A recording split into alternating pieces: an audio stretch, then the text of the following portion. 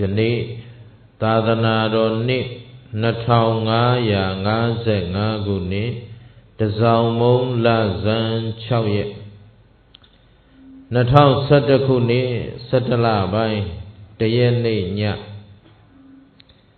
ကျေးဇူးတော်ရှင်ဧကမဟာပန္တိတမိုးကုတ်ဆရာတော်ဘုရားကြီးဤတရားဌာနထိုင်းနိုင်ငံဆုလတ်ဌာနီခရိုင်ကော့စမွေကျွန်းဝတ်ဆွမ်းကျောင်းတိုက်ဝင်းအတွင်းရှိဓမ္မဘူဇနိယနေရာဌာန၌ထိုင်းနိုင်ငံတွင်သတင်းသုံးနေထိုင်တော်မူကြကုန်သောဖရာမူရှိသောသံဃာတော်ရှင်သူမြတ်အပေါင်းတို့အားဥထိပ်ပန်ဆင်လျက်မြို့မိမြို့ဖလူကြီးမင်းများအားအမှုထား၍တရားပွဲတော်ဖြစ်မြောက်ရေးအကျိုးတော်ဆောင်အဖွဲ့နှင့်တကွကောစမွေကျွန်းရောက်ဗုဒ္ဓသာသနာပြုမြန်မာအလုသမားများမှစုပေါင်းဆင်ရင်ကျင်းပပြုလုပ်အပ်သောပထမအကြိမ်ဓမ္မဘူဇနိယအခါကာလဒုတိယည၌တရားတော်နာကြွရောက်လာကြသောယောဂီသူတော်စင်များအားလုံးစိတ်ချမ်းသာခြင်းကိုယ်ဤကျမ်းမာခြင်းပြည့်စုံစွာနှင့်ဦးဇင်းတို့ဟောပြောပြသမဲ့သစ္စာတရားများကိုနာလဲနာနိုင်ကြပါစေနာတဲ့အတိုင်းလဲသိကြပါစေသိတဲ့အတိုင်းလဲဒီဘဝဒီခန္ဓာမစွန့်ကြခင်ကိုယ်ဒုက္ခကိုလက်ဆသိမ့်အောင်ကျင့်ကြံကြိုးကုပ်ပွားများအားထုတ်နိုင်ကြပါစေလို့ရှေးဥစွာမေတ္တာဘုဒ္ဓပေးလိုက်ပါနော်သစ္စာတရားတော်တို့ကိုဟောကြားရာ၌အနန္တဂုဏ်အင်ကျေးဇူးရှင်များဖြစ်ကြသောဘုရားယရနာတရားယရနာသံဃာယရနာဤယရနာတော်မြတ်သုံးပါးတို့နှင့်တကွမိဘဆရာသမားတို့အားပူဇော်ကျေးဇူးဆတ်သောအဖြစ်၎င်းဘုဇင်မျက်မှောက်သို့ယနေ့တရားနာကြွရောက်လာကြသောတန္တရာဤဆွေတော်မျိုးတော်အပေါင်းတို့အားကျေးဇူးဆတ်သောအနေနဲ့ဟောကြားသွားမှာဖြစ်ပါတယ်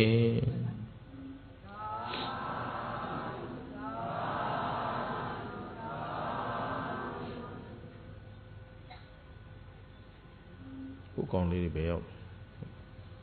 မင်းအတန်ငါ့ကိုပြန်ပြောင်းနေဆိုဖြစ်နေလောကကိုင်ရခက်ဘယ်လိုလုပ်ထားငါစကားတတန်သူ့ဆောင်းပေါက်ကတတန်ဖြစ်နေ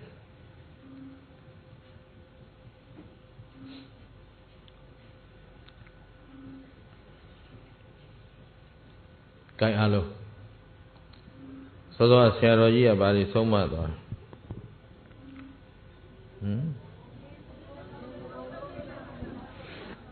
ဘယ်လိုရှင်တကိုယ်လုံးဟာတဲဟုတ်ပါလားအဲ့ဒါတော့ခမည်းတော်နာပြန်မေးဦးမှဖြစ်မယ်ကြုံလည်းမနာဘူးသေးဘူးနော်တကိုယ်လုံးရင်အောင်ဗာနဲ့ဆင်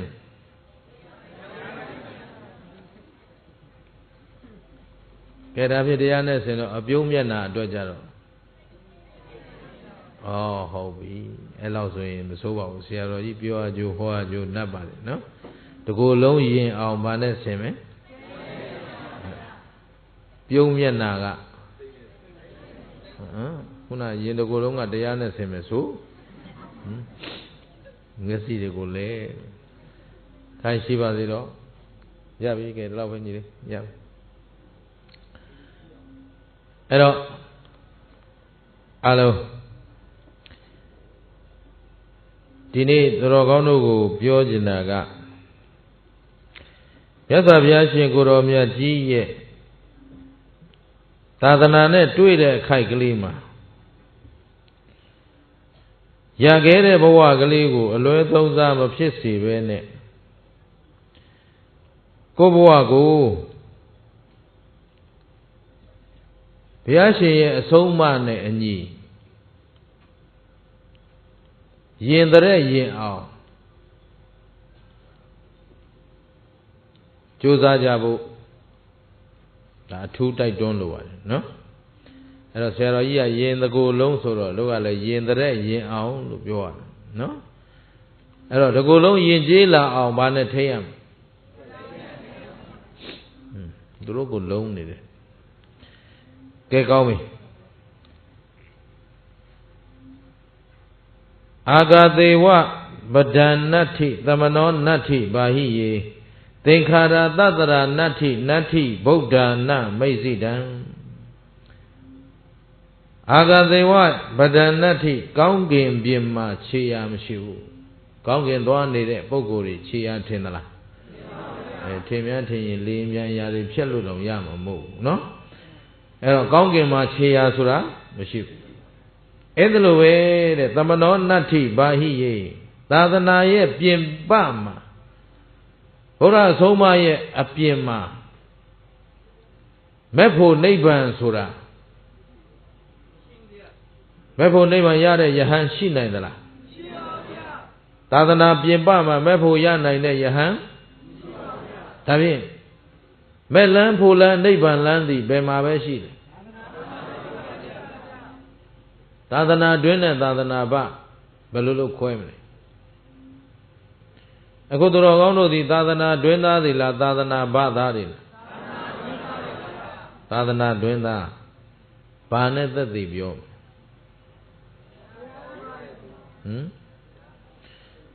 ပုဂ္ဂိုလ်တဦးတယောက်ဟာသာသနာတွင်သားပါသာသနာပသားပါလို့ဘာနဲ့သက်သေထူမလဲ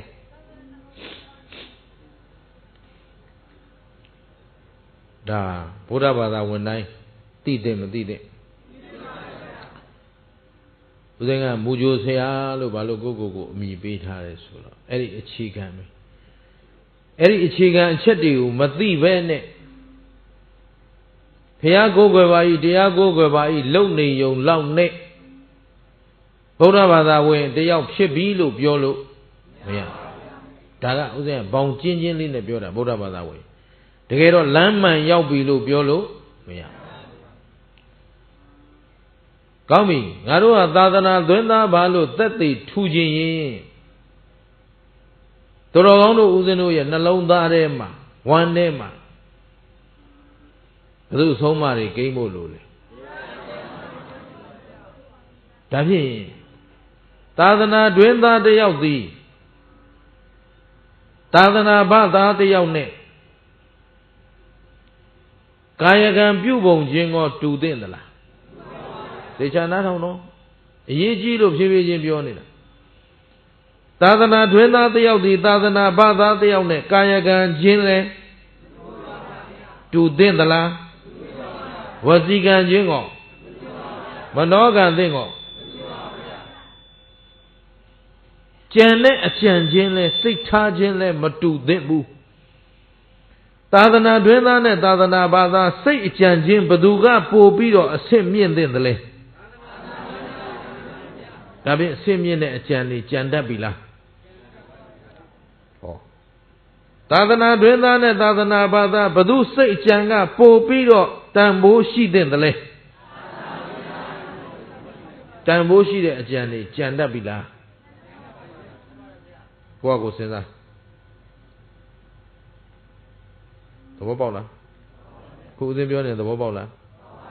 ဦးဇင်းရှေ့မှာမေးနိုင်ယုံဖြေနိုင်ယုံနဲ့ပြီးသွားတဲ့အလုပ်မဟုတ်ဦးဇင်းဟောခဲ့သမျှတရားတွေအားလုံးဟာတရားပွဲတဲ့တင်အစဉ်ပြေအောင်ဟောခဲ့တာမဟုတ်ဘူးလို့တော့အရင်ဆုံးသူတော်ကောင်းတွေသိစေခြင်းတယ်အဲ့ဒီမေးခွန်းတွေအကုန်လုံးကိုပြန်မေးပြီးတော့အဲ့ဒီအချက်တွေမရှိသေးရင်ရှိအောင်ကြိုးစားတတ်ဖို့သင်ပေးနေတဲ့သင်တန်းတစ်ခုပဲဖြစ်တယ်ဟုတ်လားအားလုံးနားလည်လားအခုအမေးအဖြေလေးအစဉ်ပြေသွားယုံနဲ့တော့ပြီးပြီလို့မထင်နဲ့တချို့ကအစဉ်ပြေအောင်တစ်ခါတည်းအောက်ကနေတွန်းဖြေဦးစင်းကိုဖြေလိုက်လို့ဘာမှထူးသွားမှာမဟုတ်ဘူးအခုဦးစင်းမေးနေတဲ့မေးခွန်းတွေဟာဘယ်သူပြန်မေးရမှာငါတို့ကဗုဒ္ဓဘာသာပါသာသနာတွင်သားပါလို့ကိုခံယူထားတဲ့ဆိုရင်ငါတို့စိတ်အကြံသည်သာသနာဘတို့သားတို့ရဲ့အကြံထက်အဆင့်တန်းမြင့်ရမယ်တန်ဖို့ရှိရမယ်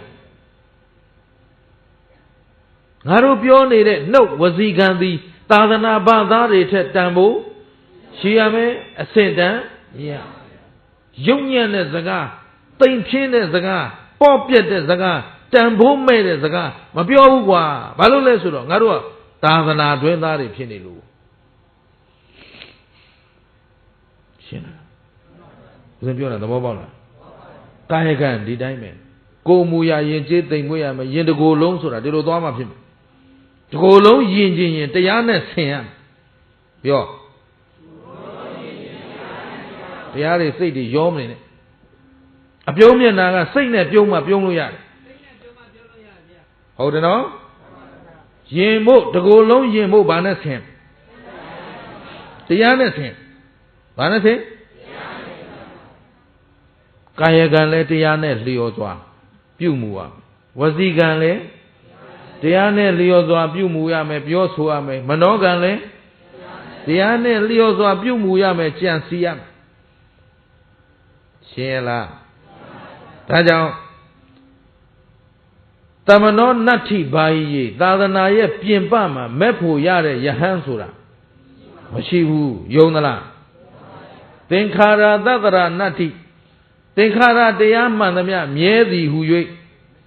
မရှိသင်္ခါရဆိုတာဘာခေါ်လဲ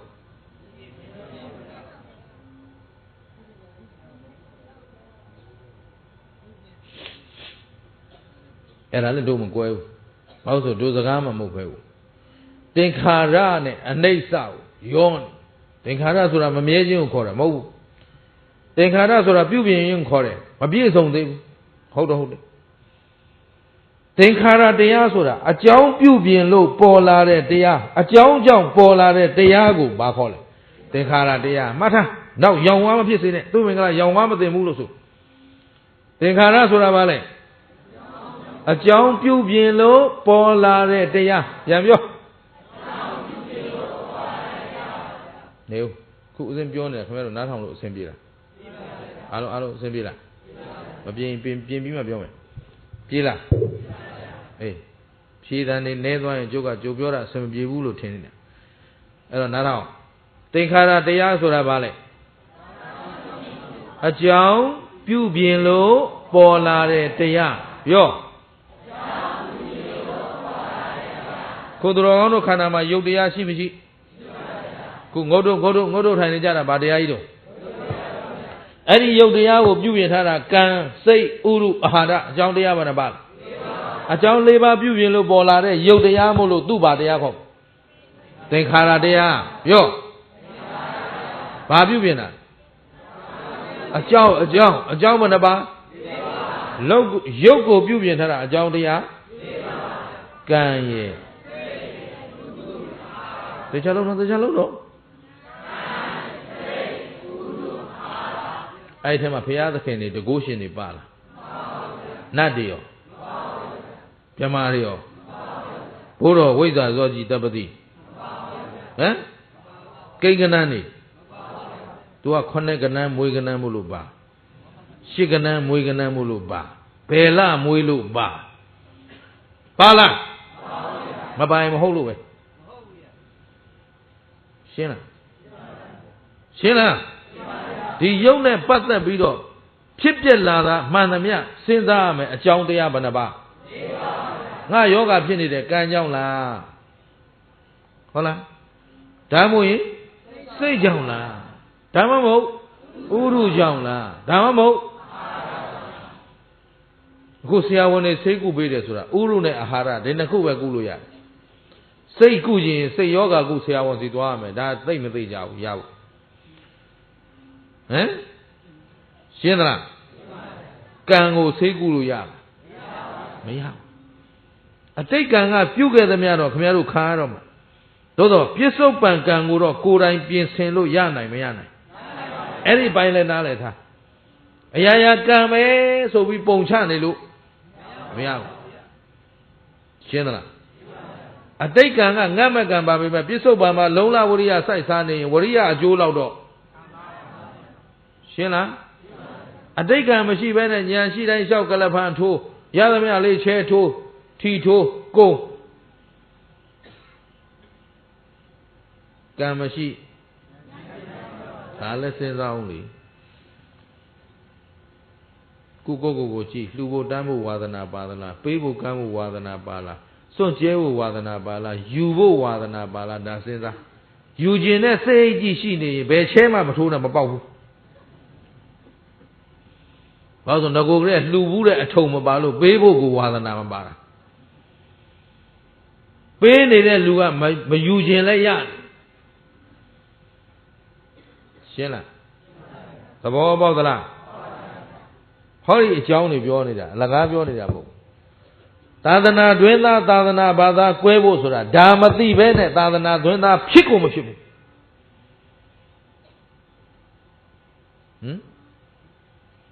ခုငါတို့ယူရီးယားနိုင်ငံရောက်လာတော့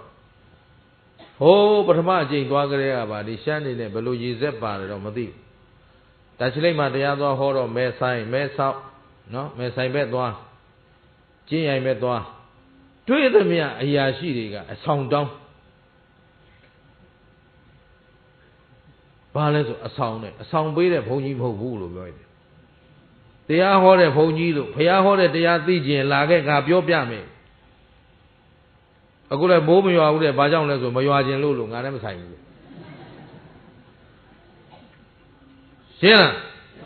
ငါလှုပ်ပေးတာမေတ္တာပို့တာပဲရှိတယ်ဒီမှာတရားနာဖို့ခက်ခက်လှုပ်ထားကြတယ်အခုချီကျူးကန်းလေးဖွင့်မလို့ပါလေတရားဟောတဲ့စီကိုရောက်စိတ်ရောက်သွားတော့ဒီနေ့ကော့တောင်ကော့ပငန်းကော့စဝေးကျွန်းသုံးကျွန်းလုံးသူတော်ကောင်းတို့လှုပ်တဲ့တရားပွဲတွေဟာမြန်မာနိုင်ငံမှာလှုပ်နေတဲ့တရားပွဲတွေထက်အများကြီးသာပါတယ်လို့ဒါလေးတခုအရင်ချီးကျူးပါတယ်သာဓုခေါ်ပါတယ်နော်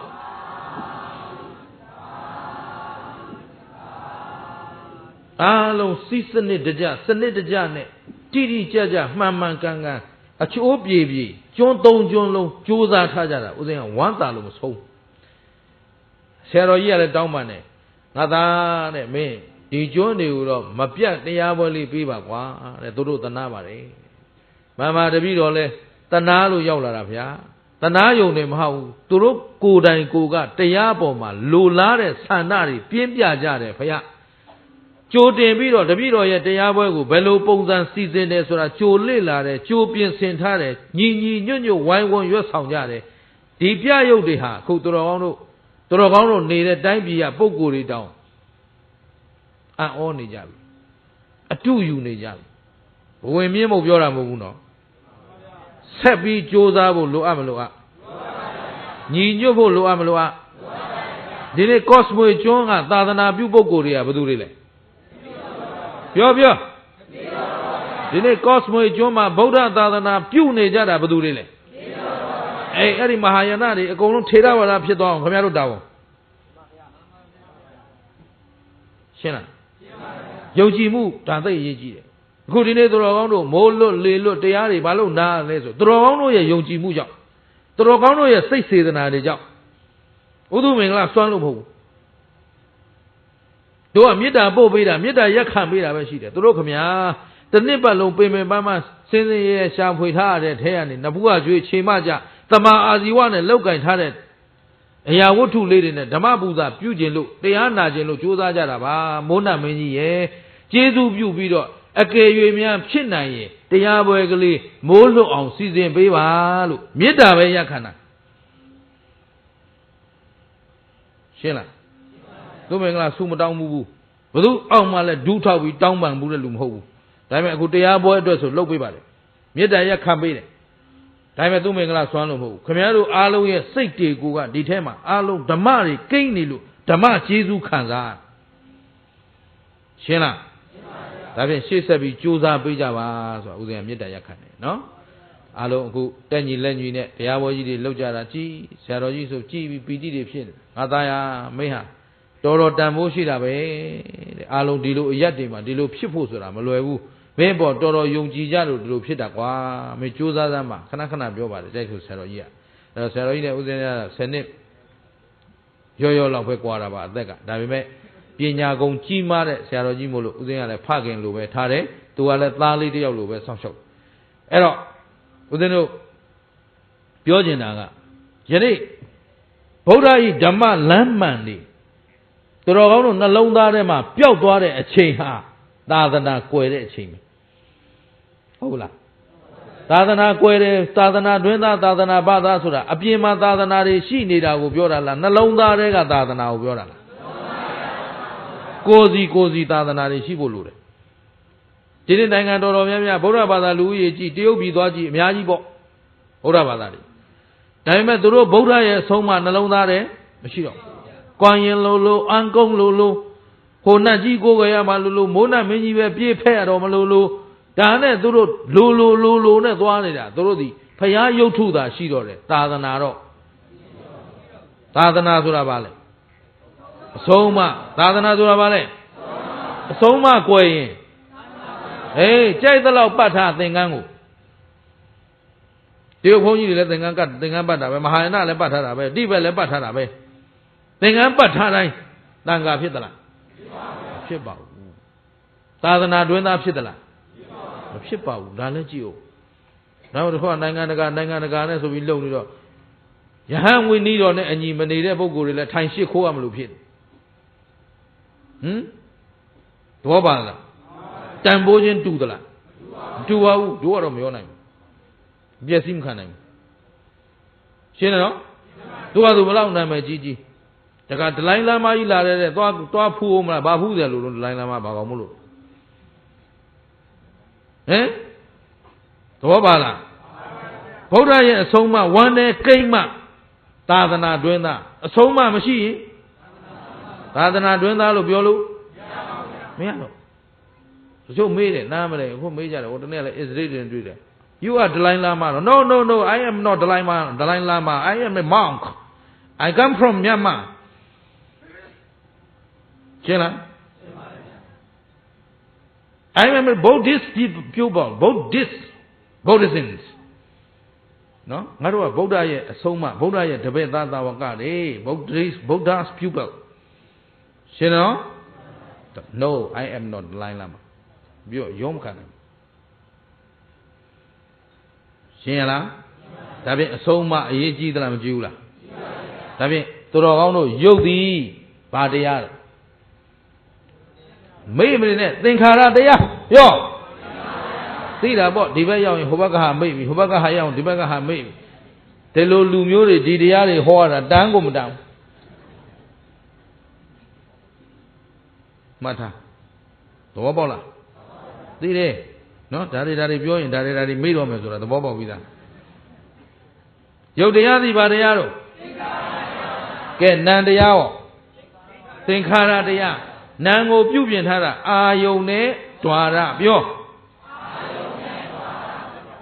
နံတရားကိုဖြစ်ပေါ်စေတာအကြောင်းတရားဘယ်နှပါဘာနဲ့ပါလဲဒါမို့ယုတ်တရားလဲသင်္ခါရတရားလောကဓာတ်ကြီးတစ်ခုလုံးလုံးရှိတာဘာနဲ့ပါလဲပြောယုတ်နဲ့နံနဲ့ယုတ်နဲ့နံနဲ့ဘယ်မှာရှိတာလောကကြီးတစ်ခုလုံးမှာရှိတာဒါမို့သင်္ခါရလောကဘာလောကကိုဒီကဘာကြီးခင်ဗျားတို့လူနေလို့ရတယ်ဒါလည်းကံကြောင့်ဖြစ်လာတာဒီတတ္တဝါတွေနေဖို့အတွက်ကံကဖန်တီးပေးထားတာဒီနေ့ရာဇဝတွေဖောက်ပြောင်းနေတယ်ခင်ဗျားတို့လူတွေရဲ့ကံကြမ္မာကဖြစ်လာတာရှင်းလားသဘောပေါက်သလားကဘာဥအစကကဘာတီစကတဲ့လူတွေဟာကဘာပေါ်မှာကြက်ပြန်မကြအယံအလွန်စီကားတယ်အဲ့လောက်များတဲ့လူတွေဟာစားနာရိတ်ခါလည်းမပူအောင်အိတ်เสียနေเสียလည်းမပူအောင်ကဘာဝဘေးအန္တရာယ်ရန်ဆွဲတွေလည်းမပူအောင်ဘာဖြစ်လို့လဲဆိုတော့ကဘာဥလူသားတွေကအလွန်ရိုးသားတယ်အလွန်အေးချမ်းတယ်လောဘဒေါသမောဟနည်းတယ်ဒါကြောင့်အန္တရာယ်လည်းကင်းတယ်ဘေးလည်းရှင်းတယ်ခုခင်ဗျားတို့ဤပညာတွေခေတ်စားလာတာငလျင်တန်းခံနိုင်တဲ့အဆောက်အုံကြီးတွေလည်းဆောက်နိုင်တယ်အလွန်ခိုင်ခန့်တောင့်တင်းတဲ့အဆောက်အုံကြီးတွေလည်းဆောက်နိုင်တယ်အလွန်မြင့်မားတဲ့အဆောက်အုံကြီးတွေလည်းဆောက်နိုင်တယ်ဘလောက်ဆောက်နှစ်တိုင်းသေနေတာပဲဟုတ်လားမဟုတ်ဘူးလားသဘောပေါက်သလားအဲ့ဒါတော့ဘေးအန္တရာယ်တွေနဲ့ဟာရေကြီးလိုက်ဟာမီးလောင်လိုက်ဟာသင်္ဘောမောင်းလိုက်ဟာလေရင်ပြက်လိုက်ဟာသေမသေနေကြ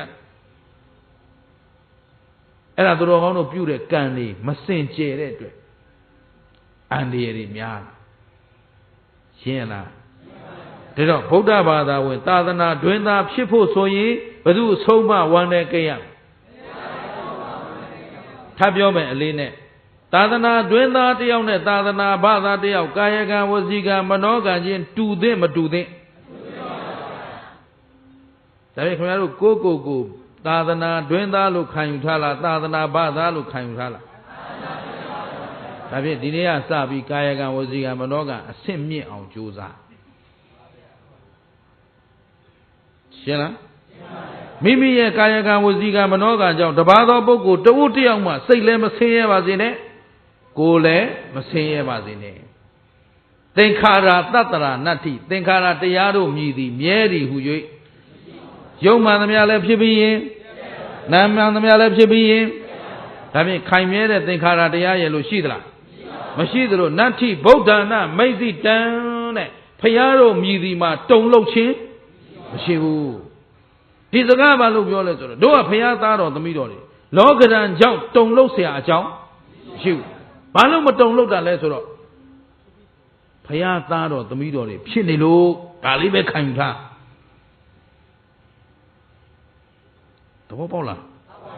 လောလောဆယ်တော့ပေါက်တယ်ပေါ့နော်အိမ်ရောက်ရင်ပြန်စဉ်းစားပြီးရင်သိချပြန်နာဂွေလေးပါလေးထုတ်နိုင်ရင်ထုတ်ပြီးတော့ပြန်ပြီးတော့ဝေးပြန်နာရှင်းလားလောလောဆယ်တော့ခင်ဗျားတို့ပေါက်တယ်ဆိုပြီးပြန်သွားမှာပဲအိမ်ဘာပေါက်မှန်းတော့မသိဘူးကျင်တယ်နော်တရားအတိတ်အနှက်ကိုဉာဏ်ရည်ပေါ်မှာမူတည်ပြီးတော့သာနားလည်နိုင်တယ်အဲ့တော့လောလောဆယ်မှာအားလုံးကိုခြုံဟောနေရတာဖြစ်တဲ့အတွက်သာသနာတွင်သားနဲ့သာသနာဘာသာသာသနာတွင်သားဆိုတာဘယ်သူအဆုံးမဝမ်းနဲ့ကိန်းတာကိုခေါ်သလဲနောက်မေးရင်ဖြေတတ်ပြီလားနောက်မေးရင်ဖြေတတ်ပြီလားရောင်ဝါမလုံးနဲ့နော်သာသနာဘာသာနဲ့သာသနာတွင်သားဘာချင်းမတူအောင်ဘူးလေကာယကံဝစီကံမနောကံကံချင်းမတူအောင်ဘယ်သူကံကပိုအဆင့်မြင့်တဲ့တယ်လဲမှတ်မိပြီနော်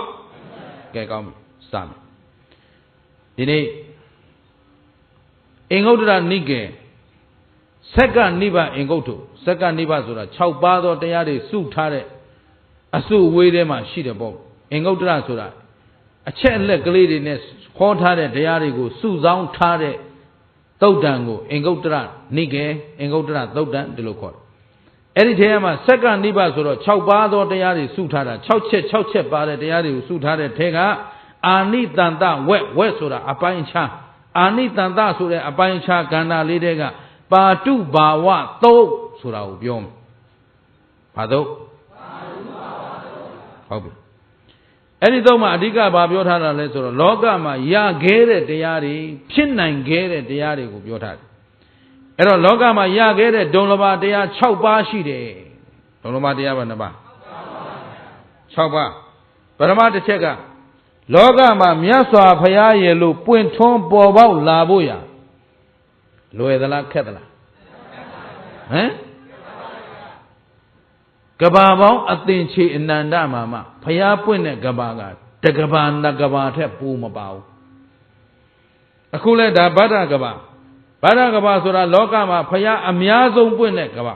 ကဘာတစ်ခုမှာဘုရား9စုထက်ပိုမပွင့်နိုင်ဘူးသာရကဘာမန္တကဘာသာရငမာရကဘာဆိုပြီးတော့ကဘာမျိုးမျိုးခွဲထားတယ်အဲ့ထဲမှာဘုရားတစ်စုပဲပွင့်တဲ့ကဘာ2စုပွင့်တဲ့ကဘာ3စုပွင့်တဲ့ကဘာ4စုပွင့်တဲ့ကဘာ5စုပွင့်တဲ့ကဘာအလွန်ဆုံး5စုပဲပွင့်နိုင်တယ်ဒီကဘာဟာအစင်တန်းအမြင့်ဆုံးကဘာဘုရားဘယ်နှစုပွင့်မှာလဲခုဘယ်နှစုပွင့်ပြီးပြီလဲတစ်စုပဲကျန်တော့အဲ့ဒီတစ်စုလဲစိတ်ကူးမရင်ပါနဲ့ကိုသူ့လူနဲ့သူ့ပိဋကနဲ့သူသွားမှာပါခုခင်ဗျားတို့ဒီသာသနာမှာကျွတ်တန်းဝင်မဲ့ပုံကိုယ်တွေမို့လို့ဒီသာသနာနဲ့တွေ့တာရှင်းတယ်နော်တချို့ကအဖေရင်းဘေးဖယ်ထားပြီးပထွေးမျောနေတဲ့လူတွေရှိသေးတာမေတ္တေရကြမှာဘာလုပ်မယ်ညာလုပ်မယ်အောင်မသူစာချုပ်ချုပ်ထားလို့ရတဲ့အတိုင်းပဲရှင်းလားဘေးဖယ်ထားလိုက်ကိုယ်နဲ့မဆိုင်ဘူး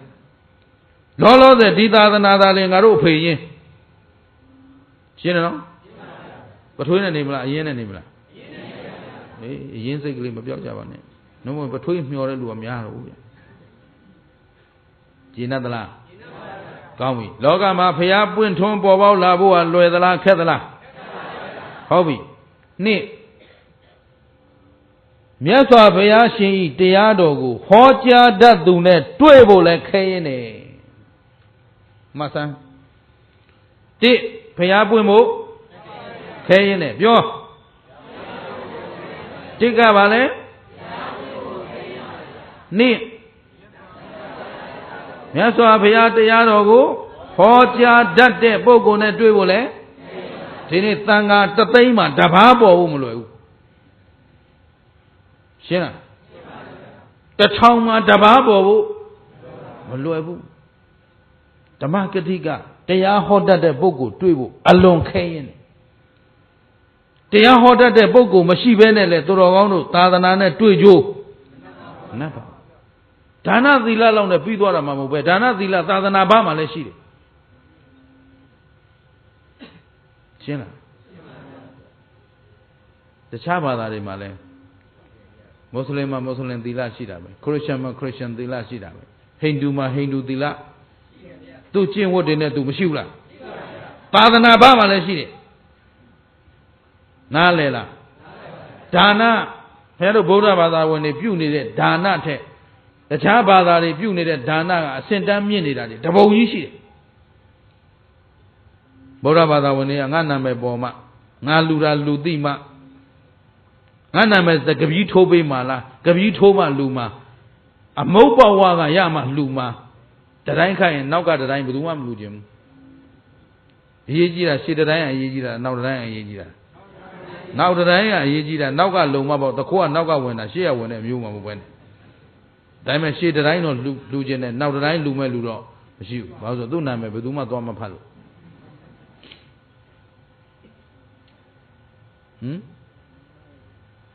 ဒီနေ့နှိမ့်ကြနေတဲ့လူသားကိုလူသားဆန်စွာစောင့်ရှောက်နေကြတဲ့ပုံကိုယ်တွေမျက်မမြင်များစောင့်ရှောက်ရေးအနာကြီးယောဂါတွေများစောင့်ရှောက်ရေး AID ရဲ့စောင့်ရှောက်ရေးဗုဒ္ဓဘာသာကလှုပ်တာရှာမှရှာလှုပ်ရင်လည်းအနောက်ရှက်တွေတပုံကြီးမြန်မာနိုင်ငံမှာလှုပ်နေတဲ့သံဃာတော်တွေရှိတဲ့နှီးမျိုးစုံနဲ့ဝေဖန်တိုက်ခိုက်ထိုးနဲ့အစိုးရကတစ်မျိုးဘုန်းကြီးတွေကတစ်မျိုး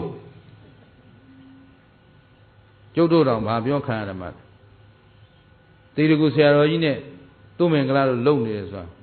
အလကားပို့လို့ရှောက်လုံနေတာအဲ့ဒါဘုန်းကြီးလုံမဟုတ်ဘူးခုပရိဒလုပ်ငန်းလုပ်နေတာအဲ့ဒါတဲ့ပြောခံခဲ့ရတယ်ဝိနည်းတော်နဲ့မညီဘူးဘာညာလုပ်လိုက်တဲ့ဝိနည်းတော်နဲ့မညီဘူးလို့ပြောတော့အောင်သူတို့ဘာလုပ်နေလဲလို့ပြန်မေးလိုက်ရင်အဲ့ပြဿနာအကုန်တက်သူ့မင်္ဂလာတို့ကလူသမျှအားလုံးကိုပရိဒလုပ်ငန်းအကုန်လုံးသာသနာအကျိုးရှိမဲ့အလုပ်တွေပြန်လုပ်နေသူတို့လူထားတာတွေဘယ်သွားပို့သလိုမေးလိုက်ရင်အဖြေထွက်နေရှင်းလားသဘောပေါက်သလားအေးတဲ့တယ်ပြောလိုက်မယ်ပရိဒတ်လုပ်လို့ဒဲအိုးသွားအောင်မယ်ဆိုသူ့မင်္ဂလာကိုတဲ့အိုးကိုပိုက်ပြီးပျော်ပျော်သွားအောင်မယ်လို့ပြောရတယ်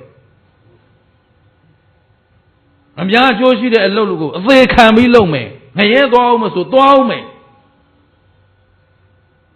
ယောက်ျားကောင်းတစ်ယောက်ဖြစ်နေပြီးတော့မှတကိုယ်စာအလုပ်လုပ်ပြီးတော့မသိနိုင်ဘူးလို့ပြောရတယ်ရှင်းလားသဘောပေါက်သလားကျုပ်အတွက်လုံးနေတာမဟုတ်ဘူးကျုပ်အတွက်ကျုပ်ဆိုမျက်စိမိတ်တရားထိုင်ပြီးဆလံဟမ်စွန့်တလို့တော့မငတ်ပါဘူးဗျမငတ်ဘူးမလားကြိုညှိရသေးတာကျင်းတယ်နော်သဘောပေါက်သလားအဲ့တော့တိဘုရားနဲ့တွေ့ဖို့လောကမှာဘုရားရဲ့လို့ပွင့်ထွန်းပေါ်ပေါက်လာဖို့ခဲရင်နဲ့ဘုရားတရားတော်ဟောတတ်တဲ့ပုဂ္ဂိုလ်နဲ့တွေ့ဖို့လဲဟုတ်ပြီအရိယာတို့ပွင့်ထွန်းပေါ်ပေါက်ရာအရတ်မှာလူဖြစ်ဖို့လဲဟောကြည်သားခုလူတော့ဖြစ်တယ်ခင်ဗျားတို့လူတော့ဖြစ်တယ်ဟိုယဟန်တန်ဃာရှိတဲ့အရတ်ကနေတခါလဲရှောင်ပြီးဒီလာနေရသနာဖို့တော့ကောင်းဟမ်ဘုသူမင်္ဂလာအမေရိကန်မှာနေမလားကရီနာမှာမနေမလားဩစတြေးလျမှာနေမလားဂျာမနီမှာနေမလားအခုဂျာမနီကျောင်းဆိုကျောင်းထိုင်မဲ့လူမရှိဘူးတဲ့မင်းသွားမလားသွားဘူးလို့ဘုရားတရားတန်ခါမရှိတဲ့အရာမှာတို့မနေဘူးရွှေပေးထားလည်းမနေဘူးပလတီနမ်ကျောင်းဆောက်ပေးလည်းမနေဘူးစိန်ကွတ်ပေးလည်းမနေဘူးရှင်းလားသဘောပေါက်သလားခုပြောတာအားလုံးသဘောပေါက်တယ်နော်အရိယာပုဂ္ဂိုလ်လို့ရှိတဲ့အရာမှာလူဖြစ်ဖို့တဲ့အမတန်သိရင်ကောင်းပြီနောက်တစ်ချက် မျက်စိနာနာကိုယ်လက်အင်ကမချို့တဲ့လူဖြစ်ဖို့လဲခဲရင်နေခုဒါကတော့ခင်ဗျားတို့အကုန်လွယ်ပါတယ်မျက်စိမြင်ကြလားနားရောရတယ်ကိုယ်လက်အင်ကရောတန်ဆွမ်းရလားဩခဏနေတော့သိမှာပေါ့နော်တကယ်မြင်လားမမြင်ဘူးလားဆိုတာတွေ့မှာပါဘယ်နှချက်ရှိပြီတော့ဟမ်ခွက်၄ခွက်တင်ပြီ၄ချက်နံပါတ်5စစ်စန္ဒပုဂ္ဂိုလ်လို့ခေါ်တဲ့ထုံတိုင်းဆွမ်းအသူမဖြစ်ဖို့လဲခဲရင်နေဒါလေးမှတ်ထားမွေးရပါစကားမပြောတတ်တဲ့လူဟမ်ထုံထိုင်းနေတဲ့ပုဂ္ဂိုလ်ဆွမ်းအနေတဲ့ပုဂ္ဂိုလ်မရှိဘူးလားအဲ့ဒါမျိုးပုဂ္ဂိုလ်မဖြစ်ဖို့လဲခဲရင်နေတဲ့ရခဲတဲ့တရားတွေရခဲတဲ့ဘဝတွေဘယ်နှချက်ရှိဘူးလို့နံပါတ်6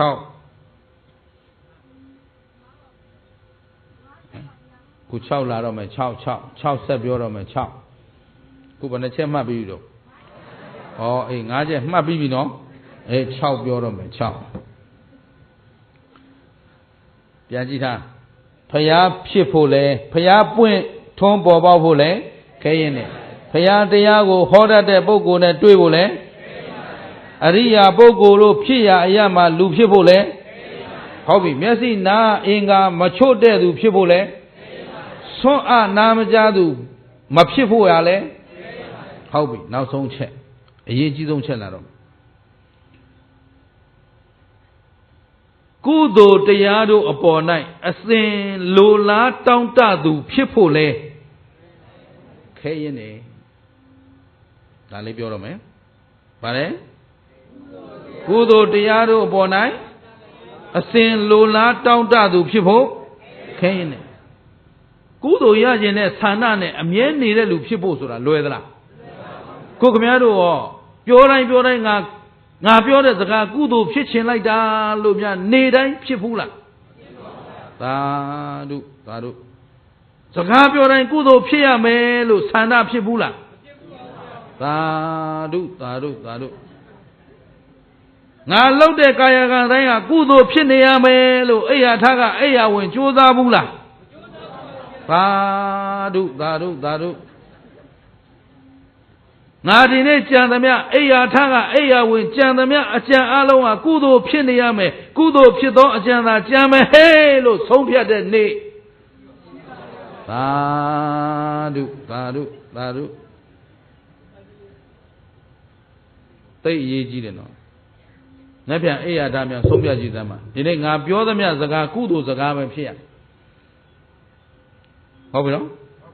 ဒါဖြင့်ကုသိုလ်ပေါ်မှာအစဉ်လိုလားတဲ့တောင်းတတဲ့ဆန္ဒဖြစ်ဖို့ဟာလွယ်သလားခက်သလားအခုသူတော်ကောင်းတို့ဦးဇင်းတို့တွေ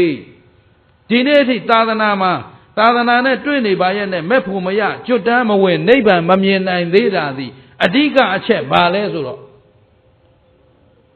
အစဉ်ကုသိုလ်ဖြစ်ခြင်းနဲ့ဆန္ဒမရှိကြသေးလို့မှတ်တာဒါကြောင့်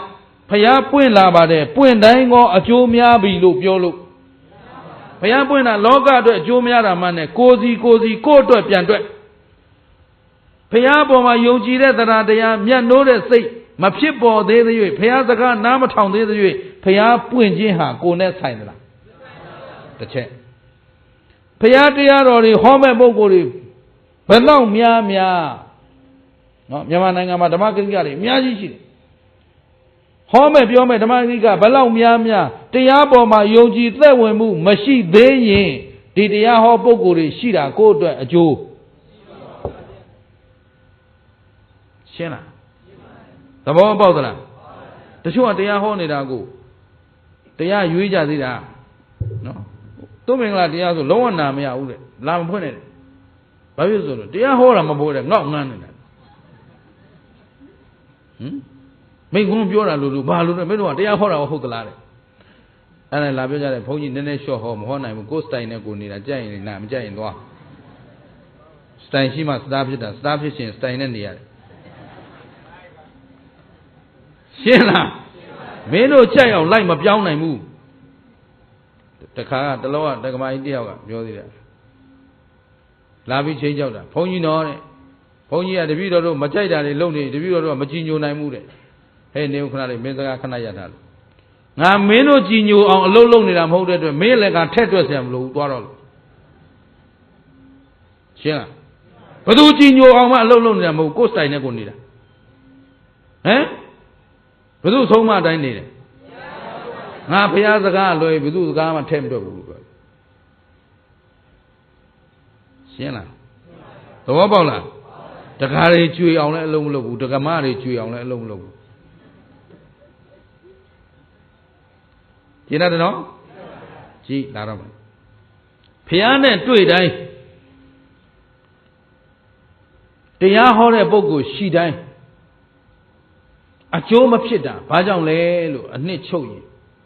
ဟောဒီကုသိုလ်ဖြစ်ခြင်းနဲ့စိတ်ကလေးမရှိလို့ဒီဒုံတစ်ပါး6ပါးထဲမှာဒီနေ့အရေးကြီးဆုံးအချက်ကလေးခေါ်မှာအဲ့တော့တရားကောင်းစဉ်ကကုသိုလ်ဖြစ်အောင်နေဗါလဲလေတရားကောင်းစဉ်ပြောပြီနော်ကောင်းစဉ်ဗါလဲလေ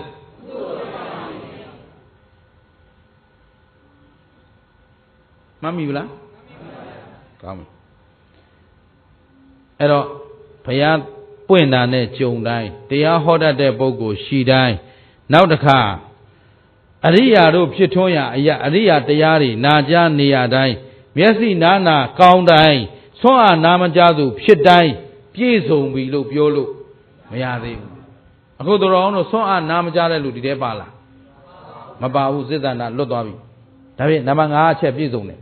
မျက်စိနာနာရောကောင်းကြလားတရားနာနိုင်သလားတရားသံကြားသေးသလားတရားစာဖတ်လို့မြင်သေးသလားဒါဆိုနံပါတ်4အချက်လည်းပြည့်စုံနေပြီနောက်တစ်ခါဘုရားရဲ့အဆုံးအမတိုင်းကြင်ကြံနေကြတဲ့အရိယာသူတော်ကောင်းတွေလည်းလောကမှာမရှိဘူးလားဒါဖြင့်သူတော်ကောင်းတို့ဖြစ်ထွန်းရလောကမှာရောခင်ဗျားတို့လူမဖြစ်ရဘူးလားဒါလည်းပြည့်စုံနေပြီဘုရားရှင်တရားကိုနားလေတဲ့ဘာသာစကားနဲ့ဟောတတ်တဲ့ပုဂ္ဂိုလ်တွေကိုလာတဲ့ခုရှမ်းနေနော်ကျွန်းလူကြီးတွေလည်းလာတယ်ညနေရဆိုရဲမင်းကြီးတွေလာတယ်ကြော့သွားတယ်သူ့စကားလည်းလူမသိဘူးလူစကားလည်းသူမသိဘူးဝါစကားလူစကားသူမသိဘူးငါပြောတာလည်းသူနားမလဲသူပြောတာလည်းငါနားမလဲဘယ်လိုလုပ်ငါတရားဟောမလဲရှင်းတယ်နော်သူတို့ကြည့်ပြီးကိုယ်သနာနေတယ်ကိုသိထားတာလေးပြောခြင်းတယ်ဒါပေမဲ့သူတို့နားလဲအောင်ကိုမပြောတတ်ဘူးဘာသာပြန်နဲ့ပြောဆိုတော့ဘာသာပြန်လည်းနားမလဲဘူးသဘောပါလားဒါဖြင့်သူတို့အတွက်ရှုံးမရှုံးခုခင်ဗျားတို့မှနားလဲတဲ့ဘာသာစကားနဲ့ဟောမဲ့ပုဂ္ဂိုလ်ရှိရင်နံပါတ်1လည်းပြည့်စုံနေပြီဒါဖြင့်ဘုရားပွင့်တဲ့ကာလနဲ့ရောကြုံမကြုံဒီမှာ5ချက်စုံနေပြီဘယ်ချက်ပဲလို့6ချက်ကပါလဲကုသိုလ်တရားပေါ်၌အစဉ်လိုလားတောင့်တသောဆန္ဒဖြစ်ဖို့ရာခဲရင်နဲ့ပြန်ပြောလိုလားတောင့်တသောစိတ်လိုလားတောင့်တသောဆန္ဒဖြစ်ဖို့သေချာမှန်တော့ဒီ6ချက်ကိုဟောမှာ6ချက်မမှတ်ဖဲပြန်သွားရင်ခင်ဗျားတို့ဒီနေ့တရားဝဲလာတာလည်းငါပဲအဲ့တော့လူများတိုင်းကောင်းတယ်လို့ပြောလို့လူများပြီးပွဲမစီအောင်တော့မလုပ်ကြနဲ့နော်အဲ့တော့နံပါတ်6ချက်ပြန်ပြောပါဗါလဲ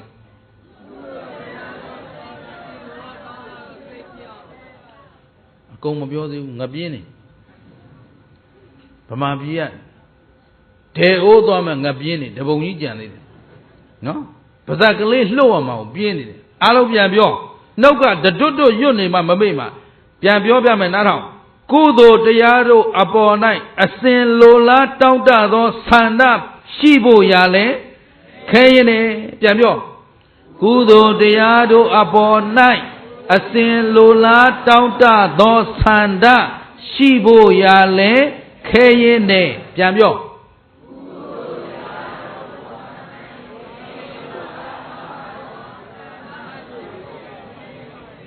တိုင်ပင်မှပြော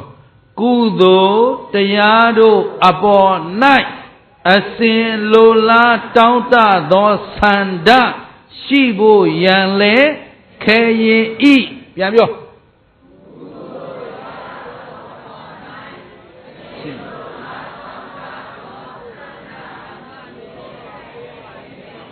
ညီအောင်ပြောနော်ညီအောင်ပြောနော်မညီအောင်သူများရှိကကြိုပြောရင်လဲလူယုံမှာသူများနောက်ကနေလိုက်ပြောရင်လဲလူယုံမှာ ဒီစိတ်ကလေးတောင်ညီအောင်မပြောနိုင်ကြဘူးဘုန်းကြီးတွေပရိတ်ရွတ်တာကြားနေတာပဲကျောင်းတိုင်းဘုန်းကြီး10ပါးလောက်ပြင့်ပြီးတာပရိတ်ရွတ်ခိုင်းကြည့်အဲ့ပရိတ်နာလို့ကိုမရဘူးတပါးရှိသွားလိုက်တပါးနောက်ဩကြည်စမ်းသူတော်ကောင်းစိတ်တပါးမှမရှိဘူးဖြေရပေါ်သဘောပါလားဟမ်တို့သိရှက်တာဒါမှမဟုတ်တန်ဃာတွေစုံပြီဆိုပြောတယ်ရှင်ဖျားများတမနာသာရုပ်ပဖြစ်အောင်ဒကာဒကမများအတွက်အကျိုးရှိအောင်ညီညာဖြပြရွတ်ဆိုချီးမြှောက်တော်မူကြပါဖရာဆိုပြီးမိုက်ရှိရနေကိုယ်တိုင်တက်អော်ပလိုက်ပါအဲ့ကြမှာမပါခြင်းနဲ့ပါလာစိတ်ကလေးတွေသိရေးကြည့်တာကုသိုလ်စိတ်သိရေးကြည့်တာကိုခင်ဗျားတို့တတန်နဲ့များထွက်ရင်ဘယ်လောက်ကြည်ညိုစရာကောင်းမလဲအဲ့တော့တူအောင်ပြန်ပြောမယ်ကုသိုလ်တရားတို့အပေါ်၌ဒါတပိုင်းအစဉ်လိုလားတောင်းတသောဆန္ဒရှိဖို့ရန်လဲခဲရင်ဤဟုတ်ပြီလားမှန်ပြီလားကုသိုလ်တရားတို့အပေါ်၌အစဉ်လိုလားတောင်းတသောဆန္ဒရှိဖို့ရန်လဲခဲရင်ဤဟုတ်ပြီလားပြန်ပြော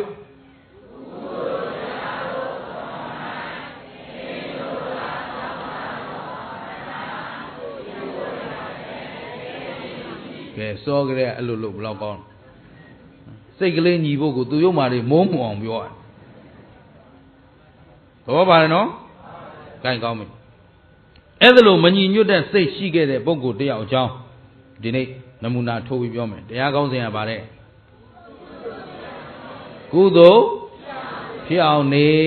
ဒါ some cosmo ကျွန်းမှာဒုတိယညဒီနေ့အတွက်နော်နှုတ်ဆက်တရားပေါ့ဗျာအဲ့တော့အဲ့ဒီမှာဘုရားရှင်ကိုယ်တော်မြတ်ကြီးရှိစဉ်ကဘုရားရှင်ရဲ့အလုတ်ကျွေးပြုခဲ့ဘူးတဲ့ဒီလိုပြောရတာတခြားမဟုတ်ဘူးဘုရားကဝါ20အထိဘုရားအဖြစ်နဲ့ဘယ်နှဝါနေသွားတယ်45 years သူမင်္ဂလာအသက်လောက်ရှိတယ်အခုဥသူမင်္ဂလာ45နှစ်နော်ဘုရားအဖြစ်နဲ့ဘယ်နှနှစ်လဲပါ45နှစ်အဲ့ဒီမှာသက်တမ်းတစ်ဝက်လောက်နှစ်20လောက်အထိအတီတကြအလုတ်ကျွေးပြုမဲ့ပုံကူမရှိဘူးအဲ့ဒီထဲမှာအခုအဲ့ဒီထဲမှာပါခဲ့တဲ့အနှစ်20အတွင်းမှာလှုပ်ကျွေးခဲ့တဲ့ပုဂ္ဂိုလ်တယောက်အမျိုးလဲတော်တယ်သူနခါဆိုတဲ့ယဟန်ကြီးအကြောင်းပြောဘယ်သူအကြောင်းအဲ့တော့စာလို့ဆိုရင်သူနခတလို့ခေါ်တယ်ဒါပေမဲ့ခင်ဗျားတို့ကသူနခလို့ပဲမှတ်ထားဗါလဲသူနခဆိုတဲ့ယဟန်ကြီးတစ်ပါးရှိတယ်အမျိုးလဲတော်တယ်အဲ့တော့ဘုရားရှင်ရဲ့သာသနာမှာသူကသင်္ကန်းဝိုးပြီးတော့ဘုရားထံမှာဘုရားနဲ့အမျိုးလဲတော်တော့အနိနာမှာအလုတ်ကျွေးပြုနေတယ်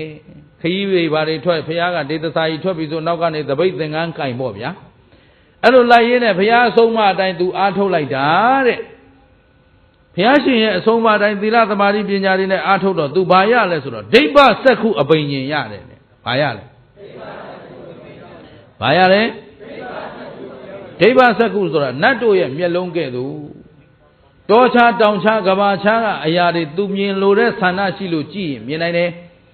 ပရိသေတွေနေသေးသရဝမြင်ရတယ်သုတိသေးသရဝမြင်ရတယ်ဒါဒိဗ္ဗစက္ခုရဲ့အစွမ်းဟုတ်ပြီနော်ဒါပေမဲ့ဒိဗ္ဗစက္ခုရပြီးတော့အဘိညာဉ်6ပါးမှာဒိဗ္ဗစက္ခုဒိဗ္ဗသောတာစေတောပရိယပုပ္ပိနိဝါဒအစရှိတဲ့အဘိညာဉ်တွေနော်အိဋ္ဌိဝိဒဆိုတဲ့အဘိညာဉ်တွေ6ပါးရှိတဲ့ထဲမှာသူကဒိဗ္ဗစက္ခုတစ်ပါးပဲရတယ်ကြံတဲ့အဘိညာဉ်တွေမရတော့ဘုရားထံလျှောက်ထားတဲ့ရှင်ဗျာတပည့်တော်တောချတောင်ချတွေမြင်ပါတယ်ဘုရားပရိသေတွေနေသေးတွေမြင်ပါတယ်ဘုရားဒါပေမဲ့ဒိဗ္ဗသောတာလို့ဆိုတဲ့တောချတောင်ချကဘာချကအတန်နေတပည့်တော်မကြားရဘူးဘုရားအဲ့ဒီအဝေးကအတန်ထားလို့အနီးနားကအတန်တောင်တပည့်တော်ကောင်းစွာမကြားရပါဘူးဘုရားအဲ့တော့ဒိဗ္ဗသောတာအဘိညာဉ်ရအောင်ဘယ်လိုအားထုတ်ရမလဲဘုရားဘယ်လိုဝင်စားရမလဲဘုရားဘုရားထံမှာလျှောက်ထားတော့မြတ်စွာဘုရားရှင်ကိုယ်တော်မြတ်ကြီးကဘုရားဆိုတာ तू မသိတဲ့ကိစ္စဘုရားလို့ခေါ်တာကသိရန်မှန်ကမကြံရအောင်လုံးဝစုံလင်အကုန်မြင်တော်မူသောမြတ်စွာဘုရားသဗ္ဗညုတဉာဏ်တော်ကြီးရတဲ့အတွက်သိစရာမှန်သမျှဘုရားမသိတဲ့ကိစ္စမရှိတော့ဒိဗ္ဗစက္ခုရတယ်ဒိဗ္ဗသောတာအဘိညာဉ်တွေဆိုတာကဒီတစ်ခုဝင်စားပြီးရင်နောက်တစ်ခုကဒီတိုင်းပဲဆက်ဝင်စားသိလွယ်တာလမ်းစဉ်ကဘာမှသိ ကွာခြားတာမဟုတ်ဘူးဒိဗ္ဗစက္ခုကျင့်တတ်ရင်ဒိဗ္ဗသောတာကျင့်တတ်တယ်ဒိဗ္ဗသောတာကျင့်တတ်ရင်စေတောပရိယကျင့်တတ်တယ်စေတောပရိယကျင့်တတ်ရင်ပုပ္ပေနိဝါဒကျင့်တတ်တယ်ဒါက training practice make perfect အလေးကျင့်များလာရင်တခါတည်းကျွမ်းကျင်လာဒါပေမဲ့သူနခယဟန်ကြီးကဒိဗ္ဗသောတာအဘိညာဉ်ကိုဘလို့မှဝင်စားလို့မရဒီတော့ဘုရားကြည့်လိုက်တယ်သူနခဘာဖြစ်လို့ဒါမရတာလဲလို့ဆိုလှမ်းမြင်ကြည့်လိုက်တော့လွန်ခဲ့သောကဘာတစ်ခုဘဝတစ်ခုတုန်းကရှိခဲ့တဲ့သူ့ရဲ့အတိတ်ကံဟောင်းဝတ်ကြွေးကိုသွားမြင်ဘာသွားမြင်အတိတ်ကံဟောင်းအဲ့တော့သူတော်ကောင်းရှိတဲ့အရာမှာလူမဖြစ်တာရဲ့ဖြစ်တာရဲ့တဲမှာသူတော်ကောင်းရှိတဲ့အရာမှာလူဖြစ်တာတော့ဟုတ်ပြီသို့တော့ကုသိုလ်တရားပေါ်မှာအစဉ်လိုလားတဲ့စိတ်ဆန္ဒမရှိလို့ရိုင်းဆိုင်တဲ့ပုဂ္ဂိုလ်များဖြစ်ခဲ့ရင်အဲ့ဒီပုဂ္ဂိုလ်ကသူတော်ကောင်းတွေကိုစော်ကားမိပြီဆိုရင်သာပြီးကြောက်เสียဥပမာပြောရရင်မြန်မာပြည်ကဘုရားလူကြီးတွေလို့နေတာတော့ဘုရားနာမှာပဲဒါပေမဲ့ဘုရားနာနေပြီးဘုရားဗန္နာတွေအလွဲသုံးစားလို့မဖွဲ့မရတွေလို့တော့သူသည်ဘုရားနာနေပြီမဲ့ကုသိုလ်ဖြစ်သလားကြီးမားတဲ့အကုသိုလ်ဖြစ်ခုဒီနေ့ကြီးစွာသတိပေးနေရတယ်ဗမာပြည်မှာတန်ဃာတွေအတွက်ဆွမ်းကုန်းဝေယဝဆမပြည့်ပုံတော့ဆွမ်းလောင်းအသင်းတွေဖွဲ့စည်းဖို့ဝိုင်းစောင့်ရှောက်ပေးရတယ်ဆောင်မပေးရတယ်ဖွဲ့စည်းပေးရတယ်ဒါပေမဲ့ဆွမ်းလောင်းအသင်းဖြစ်ပြီးကမှဆွမ်းမလောင်းခင်အရင်စားနေကြရင်ပိဋ္ဌာဖြစ်အောင်လုပ်ပေးတာနဲ့အတူတူဖြစ်မှာဆိုရသည်ဆွမ်းလောင်းမဲ့အရာကိုဆွမ်းအတွက်ရည်မှန်းထားတာကိုလူတွေစားသုံးဖို့ရှင်းလားဆွမ်းချက်တာညအချက်တယ်ဟင်းလဲကြက်ကောဆွမ်းလောင်းမှာမနဲ့မှာနော်တန်ကအရင်ဖုံးပေးတာကဆွမ်းချက်အဖွဲဖြစ်ရှင်းလားအေးဗိမသာရမင်းကြီးရဲ့အမျိုးတွေပိဋ္ဌာဖြစ်ကုန်တာအဲ့ဒါပဲရှင်းတယ်နော်အဲ့တော့သူတော်ကောင်းတွေနဲ့နေရင်သူတော်ကောင်းတရားနဲ့လျော်ညီစွာရအောင်ယူနိုင်ဖို့လိုအပ်မလိုအပ်အဲ့လိုယူနိုင်ဖို့ဆိုတာလဲဘာစိတ်အရေးကြီးလဲကုသိုလ်စိတ်ဘာစိတ်တော့ကုသိုလ်စိတ်ပေါ်မှာလိုလားကုသိုလ်စိတ်ပေါ်မှာတောင်းတကုသိုလ်စိတ်ပေါ်မှာမျော်လင့်တဲ့စိတ်အမြဲတမ်းရှိနေမှကုသိုလ်ဖြစ်ခြင်းစိတ်ရှိနေမှကုသိုလ်ဖြစ်တယ်အကုသိုလ်ကိုကြောက်ရမယ်ကုသိုလ်ကိုဟမ်တောင်းအောင်မြောက်အောင်မနေနဲ့တော့ခွက်ပြန်နဲ့ဝဲမယ်မင်းတို့ဟမ်အကုသိုလ်စိတ်ကိုကြောက်ရမယ်ကုသိုလ်စိတ်ကိုမြတ်နိုးရအကုသိုလ်စိတ်ကိုကုသိုလ်စိတ်ကိုအဲ့ဒီစိတ်မရှိမချင်းသာသနာနဲ့တွေ့ကြကြည်တုဏ္ဏခသည်အတိတ်ဘဝတစ်ခုလုံးကဆုံးခံကြွလာတဲ့ပစ္စေကဗုဒ္ဓတပါးကိုလက်ဆော့ခြေဆော့နဲ့ဘတ်ကွာနဲ့ပြစ်လောက်လေးကွာနဲ့ပြစ်တော့လောက်လေးကပြစ်လိုက်တဲ့လောက်စလုံးသည်ကံအားလျော်စွာပစ္စေကဗုဒ္ဓရဲ့နားထဲဝင်ပြီးပစ္စေကဗုဒ္ဓနားကန်းသွားအဲ့ဒီပြုခဲ့တဲ့အာဟုသို့ကြောင့်ဘဝများစွာတန်တရားမှာသူဟာဆွမ်းအားနာမကြပုဂ္ဂိုလ်ဖြစ်ခဲ့ဒီဘဝနားတော့ကြားတယ်သို့တော့ဒိဗ္ဗသောတာအဘိညာဉ်မရအဲ့ဒီအာဟုသို့ကံကြီးဖိစီးနေတော့သူ့မှာဒိဗ္ဗသောတာရနိုင်တဲ့ကံမရှိတော့ဘုရားကသူ့ဒါဟောလို့သိမှမဟုတ်တဲ့အတွက်မင်းကွာဒါခက်တဲ့အလုပ်လည်းမဟုတ်ပုံမှန်သာဆက်အားထုတ်ရလိမ့်မယ်ဒါလောက်ပဲပြောတယ်သူ့ဒိဗ္ဗသောတာအဘိညာဉ်ဝင်စားကံမဟုတ်မဟောတော့သူ့နှက်ခဘာဖြစ်လဲဘုရားနဲ့ကအမျိုးကလည်းတော်နေပြန်အဲ့တော့အမျိုးတော်ရင်လည်းဂရုစိုက်ရတယ်နော်အဲ့တော့ဘုန်းကြီးနဲ့အမျိုးတော်ရင်ဘုန်းကြီးအမျိုးတွေဒဲအိုးရောက်တာများတော့ပါလားအဲ့တော့ဘုန်းကြီးချင်းမတည့်ဘူးတကြောင်နဲ့ဘုန်းကြီးချင်းမတည့်ဘူးဆိုတာအဲ့ဒါအဲ့အမျိုးတွေကြောင့်ပြဿနာတက်တာပဲအဲ့တော့ကျောင်းတွေကွဲကုန်ကြပြီဆိုရင်လိုက်လာကြည့်လိုက်အဲ့တော့ရှေ့ဘုန်းကြီးရဲ့အမျိုးရဲ့နောက်ဘုန်းကြီးရဲ့အမိုးရဲ့မျိုးရဲ့ပြဿနာတက်ကုန်တာပဲအဲ့တော့ဘုန်းကြီးအမျိုးကကျောင်းမှာမနေလေကောင်းလေပဲအဲ့တော့နားထောင်ဘုရားနဲ့အမျိုးတော်တော့အမျိုးဆိုတဲ့စိတ်ကရှိနေတယ်ဘုရားကိုဘုရားရဲ့လို့ကြည်ညိုတာတဲ့အမျိုးရဲ့လို့ကြည်ညိုနေတာဆိုတော့ तू ကတဖြည်းဖြည်းနဲ့သူ့ကိုသူကဒိဗ္ဗသောတာလိုချင်တယ်ဘုရားကနီးမပေးလေသူ့စိတ်ထဲမှာက ဟောဒီကိုတော်ကြီးကအိတ်တာမစ္စည်းအတော်များတယ်ဘုရားကိုအတော်များတယ်ငါလှုပ်လိုက်ရင်သူနဲ့အတူတူဖြစ်တော့မှာမဟုတ်လို့လေငါ့ကိုနီးမပေးသူနှစ်ခါဖြစ်နေတာသဘောပါလားခုဒိဗ္ဗစက္ခုတော့ငါစွမ်းနေတဲ့ငါတကယ်လှုပ်လိုက်လို့ရသွားရင်သူနဲ့အတူတူဖြစ်သွားမှာမဟုတ်လို့မနာလို့ပြောတာတဲ့ဒီကိုတော်ကြီးမကြည့်ဘူးသူကနောက်ကသပိတ်ကင်သင်္ကန်းကင်ပြီးတော့အမြဲတမ်းဘသူ့ပြစ်မှားနေဖះဒါသိတယ်သိပြီးဘာလို့မပြောလဲဆိုတော့နီးပေးခဲ့ရင်လဲ तू ရနိုင်သလားမရနိုင်ဘူးလားမရနိုင်တဲ့ကံကြီးကိုမြင်ထားတော့နီးပေးခဲ့လို့များအားထုတ်ရက်နဲ့မရရင် तू တရားပေါ်ပါပြစ်မှားတော့အခုမပြောတာကဖះငါဖះတင်ပြစ်မှားတာတဲ့တကံပဲထိုက်မယ်နီးပေးရက်နဲ့မရခဲ့ရင်တရားပေါ်မှာပါပြစ်မှားတော့ကိုတော်အောင်တို့အားလုံးကိုဦးစင်းဟောတဲ့အခါမှာနားလည်အောင်ဟောပါတယ်ကောင်းတာလို့ရင်ကောင်းကျိုးပေးမယ်ကောင်းတာဖြစ်မယ်မပြောနဲ့သေချာပြောကောင်းကျိုးပေးမယ်ပြောကောင်းတာလို့ရင်အတော်ပြင်းတဲ့ဗမာတွေပဲပြောမကောင်းတာလို့ရင်ဟုတ်ပြီနော်မကောင်းတာလို့ရင်မကောင်းကျိုးပေးမယ်ကောင်းတာလို့ရင်ဘယ်အချိန်ပေးမှာလဲ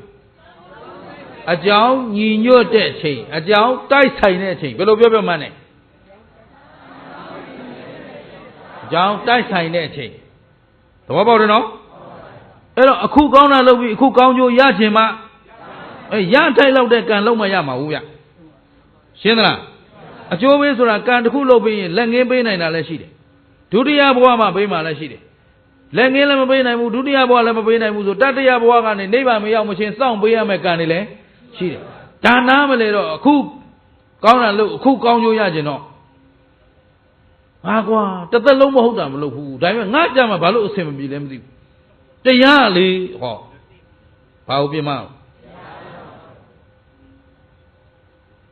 တာပြီးတော့ကြောက်เสียကောင်းဓမ္မန္တရေထိုက်ဘာထိုက်မလဲတရားကိုပြစ်မှားခဲ့ကံသည်ဒီဘဝဒီတန်တရားမှာတန်တရားကမလွတ်နိုင်တော့ဒီဘဝမှာတန်တရားလွတ်မြောက်ကြောင်းတရားသူအားထုတ်လို့မရဘူးကြောက်เสียကောင်းမကောင်းဒါကိုသိလို့ဘုရားကဒီတိုင်းမပေးဘဲနေရင်ငါရင်ပြစ်မှားမှာတဲ့ပေးရနဲ့မရရင်သူသည်နှစ်ပါးသောယရနာကိုပြစ်မှားတော့မယ်ကံကြီးထိုက်တော့မယ်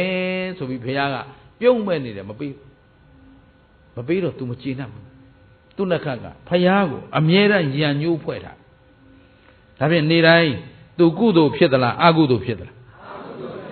ဟောသူ့မှာဘာစိတ်မရှိဘူးလေကုသိုလ်လိုလားတဲ့စိတ်ပြော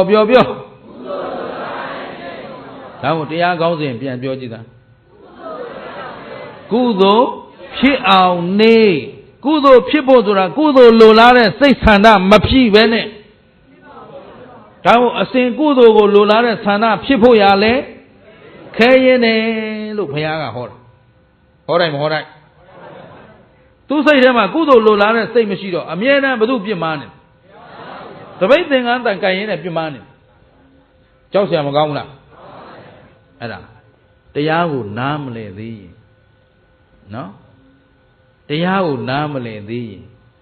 နားလဲအောင်အကြမ်းမြင်များသူတွေနဲ့မေးပါကိုယ့်ရဲ့တထွာတမိုက်လောက်ညံလေးနဲ့တရားကိုဝေဖန်မှုမကြိုးစားပါနဲ့ရှင်းလားဝေဖန်စရာရှိရင်ကိုဝေဖန်သူတစ်ပါးကိုနောက်တစ်ခါသူတစ်ပါးတရားပေါ်မှာမထေမဲ့မြင်ပြုလာလောက်အောင်လဲကိုယ့်ဘက်ကမပြုမှုမိပါစေနဲ့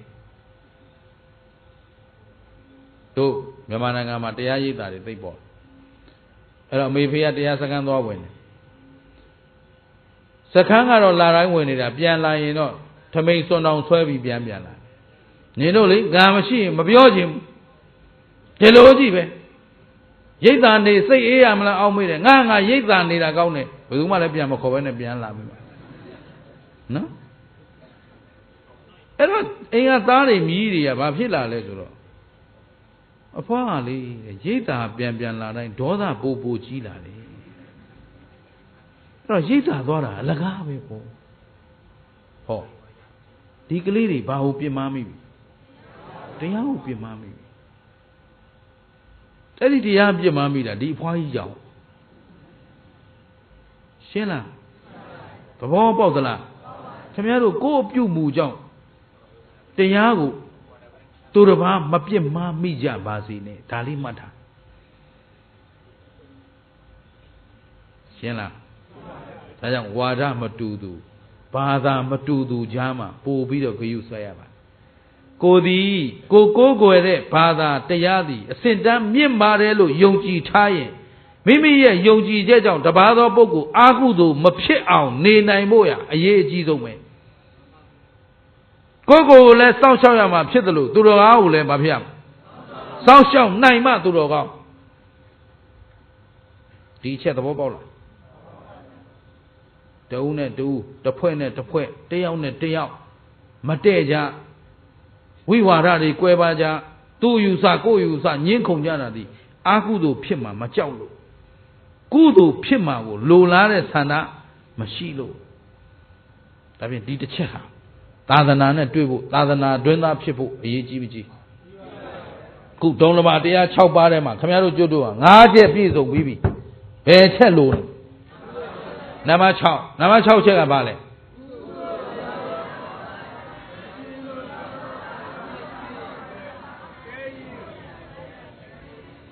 အိမ်ကိုမပြန်ရသေးဘူးစောစောကလေ့ကျင့်ပေးထားတာနဲ့နာယီဝက်တောင်မချသေးဘူးခုချောကုန်ပြီပြန်ပြောနံပါတ်6